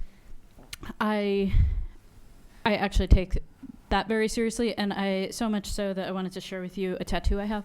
And this tattoo it says Divisa Rosa on it, and it's a rose, and the meaning of that is the white rose in English, and it was an anti-Nazi group that literally was beheaded for flyering against the Nazis. So I'll just leave it there. All right. Thank you. Senator Albert's going to come back up. That concludes the public comment section. Thank you, Part of the Mr. committee. Chairman. Are you going to close this out? If you wouldn't mind, very briefly, I know briefly, you're if under you time will. constraints. Yes, sir. I appreciate everybody who talked, but I think if you read the actual bill, I think you're missing the most important language. A hate crime only happens if you've already committed another crime. It has nothing to do with chilling free speech. It has nothing to do with protest. It's combining a crime that already exists with the other things that a hate crime denotes. Harassing, intimidating, all the other things that are there. So I appreciate everybody's comments, but please understand that's actually not what's in the bill. This is very clear. I want to thank the Lieutenant Governor and Brad Vaughn as Chief Legal Counsel, who has worked on this for many, many months together in order to come up with something we believe will actually address the issues that are happening right now to go after the bad actors. And with that, I'd ask for your favorable consideration. And now you got all kind of questions. Senator Parent? Thank you, Mr. Chairman. Thank you so much, Senator Albers. So some of the impetus for this is the hateful anti-Semitic flyering. And did you look into Florida's statute that was trying to deal with this? I know it went a different direction that I think personally I might be able to be more comfortable with versus the RICO and kind of protest direction. Can you tell me why you decided not to take it that way? We actually began these discussions back in the summer. Actually, we had asked for advice from Chairman Strickland. Obviously, the Pro Tem's office did an amazing job on HB 30. But we worked with Brad Vaughn here behind me in the Lieutenant Governor's office and asked for a lot of help from Legislative Council and a lot of parties. And we thought that this uniquely fit into Georgia law. But I think it actually does a lot of the things the Florida law does say, because we did use that as an example and citing different things that we were looking at. Thank you. I can talk to you about this offline. I'm just at the current time concerned about the Bots v. State decision that where political bias in the 20 years ago version of the hate crime law that was passed by the General Assembly then was struck down for vagueness. So we can talk about it more offline though. Okay, thank you. Senator Setzler. Yes, sir. To the author, I just was doing I'd asked the clarifying question earlier to my friend. It's been said that we campaign in verse and we govern in prose. We talk about ideas, and I understand, and I agree with you, the inspiration of trying to address this issue of virulent anti-Semitism and racial hate. I'm just, as we seek to govern in prose here and looking at this, I mean, is it your intention that 2 or more acts of these designated misdemeanors can represent a RICO prosecution? I'm going to ask Brad to come up and join me here, our official counsel from the Lieutenant Governor's office, to make sure I don't say anything out of turn. Sure. As the chairman always reminds me, I'm still a night school lawyer wannabe. And I may just demonstrate that I'm a night school Thank you all very much. I'm Brad Vaughn from Lieutenant Governor Jones's office. It's a pleasure to see you all sitting on this side of the table for the first time. I used to sit on the other side. Welcome to the committee. Yes, sir. Thank you for having me. And to Senator, your specific question about that, the specific impetus for including RICO as a sort of, if you want to call it a fallback for this, is particularly geared toward any evidence that this was sort of an organized effort. There's a lot of evidence of various hate groups targeting Jewish communities. We suspect that when that happens, there is substantial types of resources, types of organization that go into those efforts, and a RICO offense is a prime way to address any type of an organized effort against any particular community like that. So that's why that was included. And I get the inspiration. You've got some creeps who are out there doing the bad actions, and they may be organized by a larger organization. You're trying to, in essence, get to this larger anti-Semitic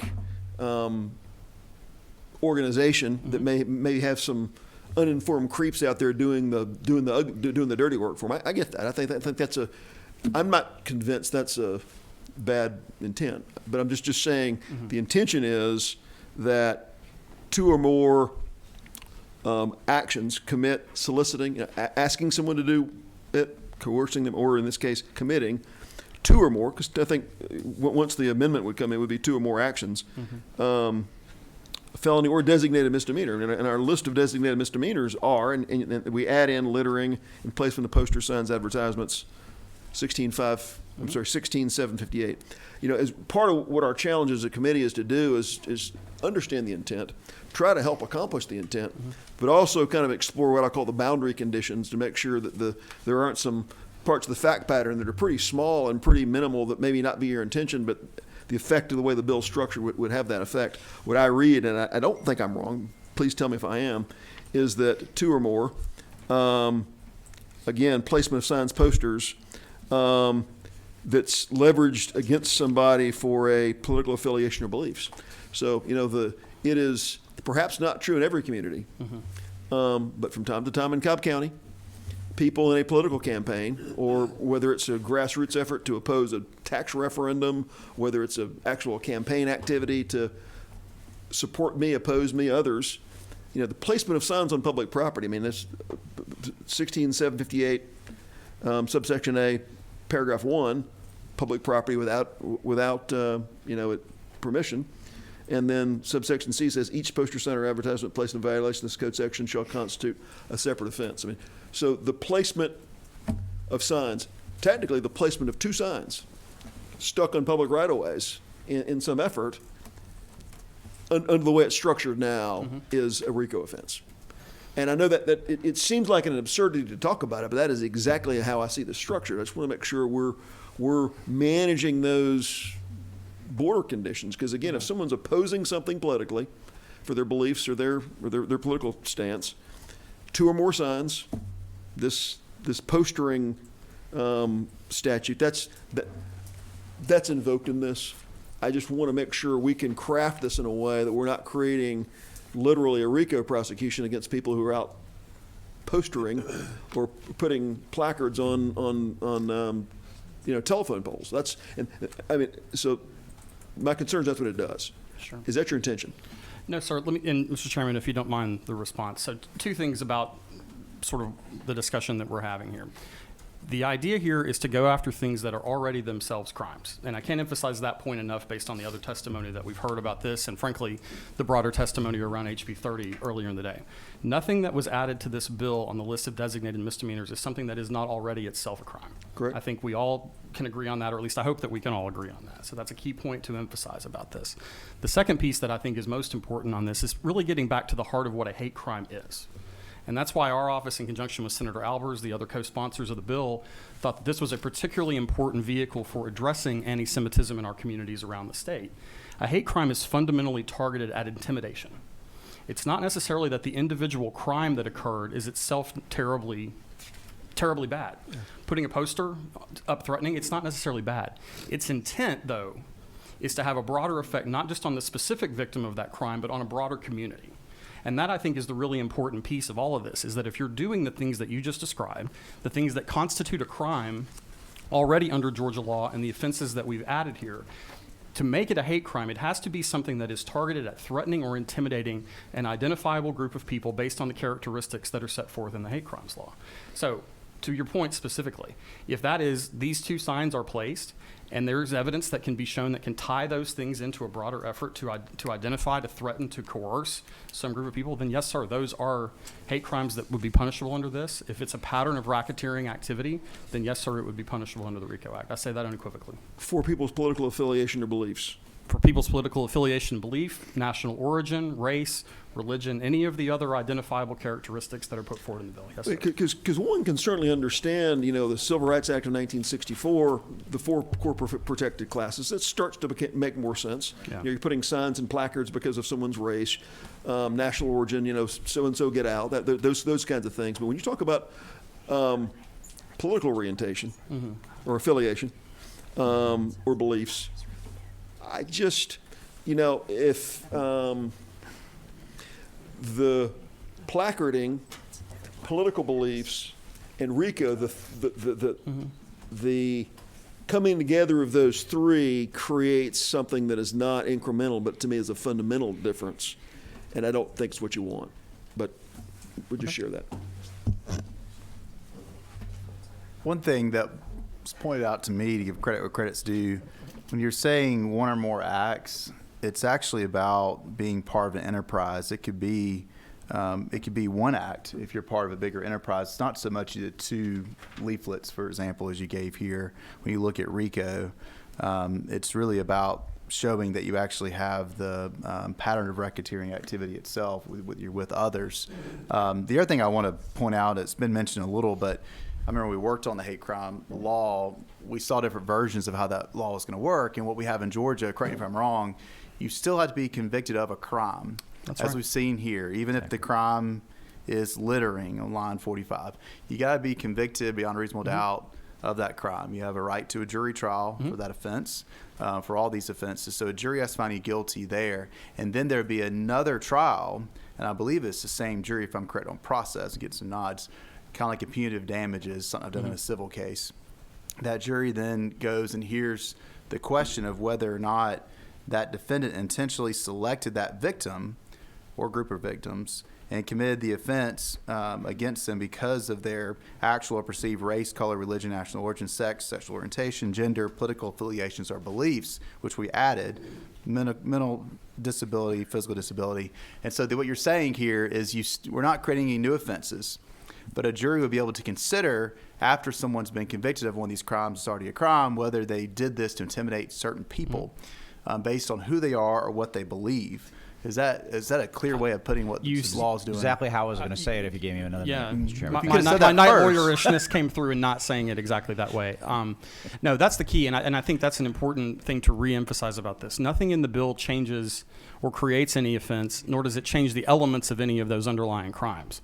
So, I mean, that's really the purpose of some of the language that you'll see kind of on the back half of the bill. It's not changing anything about a standard of proof, not changing any of the elements of the underlying crime. A prosecution is still going to have to proceed through to develop the case with whatever elements there are. Those already exist in Georgia law for each of those offenses. So, yes, Mr. Chairman. All right. Do you have more? Senator Setzler, your light was still on. I was just going to clarify, the idea it requires a group and an enterprise. Very quickly, my son walked up on what would, in 2018, have been a criminal enterprise. He was working at Chick-fil-A. He was cleaning tables, refilling drinks. Hey, can I help you? Can I get this? Meanwhile, as he was refilling drinks, there was a desktop of about 8 people, and they were sitting around having the discussion. How much money are we going to have to raise this year to defeat Representative Setzler in the general election? It was the Cobb County Democrats meeting at the Chick-fil-A my son was working at as he was refilling their drinks and serving them. They were plotting my political demise. Clearly, they were spending money, and lots of signs and placards were put around my district to defeat me. No, I don't think that's a RICO enterprise, even though they're not my friends. Politically, they're my constituents, perhaps. I share that it provides levity. Sure. But we do need to be mindful. These words do have meaning, and we should not have a group of middle-aged, party activists trying to organize a campaign and splatter signs around Cobb County, get caught up in this. And I think it's important, looking at 74 through 79, you're right. It's already the law anyway, the United States Constitution, the First Amendment, Sure. Freedom of speech, freedom obviously to go and work in a campaign or against particular candidates. And I'm glad that we're adding that in here to state again that a jury would have to look at that, and hopefully in that case, I think hopefully it would never go to trial. Where a judge would dismiss it if someone is truly exercising their First Amendment rights, not just trying to intimidate someone. But putting 100 signs in a right-of-way to defeat me in a campaign should not be a RICO prosecution. I agree. Even though they're not looking after me. I agree. All right. Anything Thank further? you, Mr. Chairman. Very selfless of Senator. Yes. Very selfless. Anything further from the committee? All right. What's the pleasure of the committee?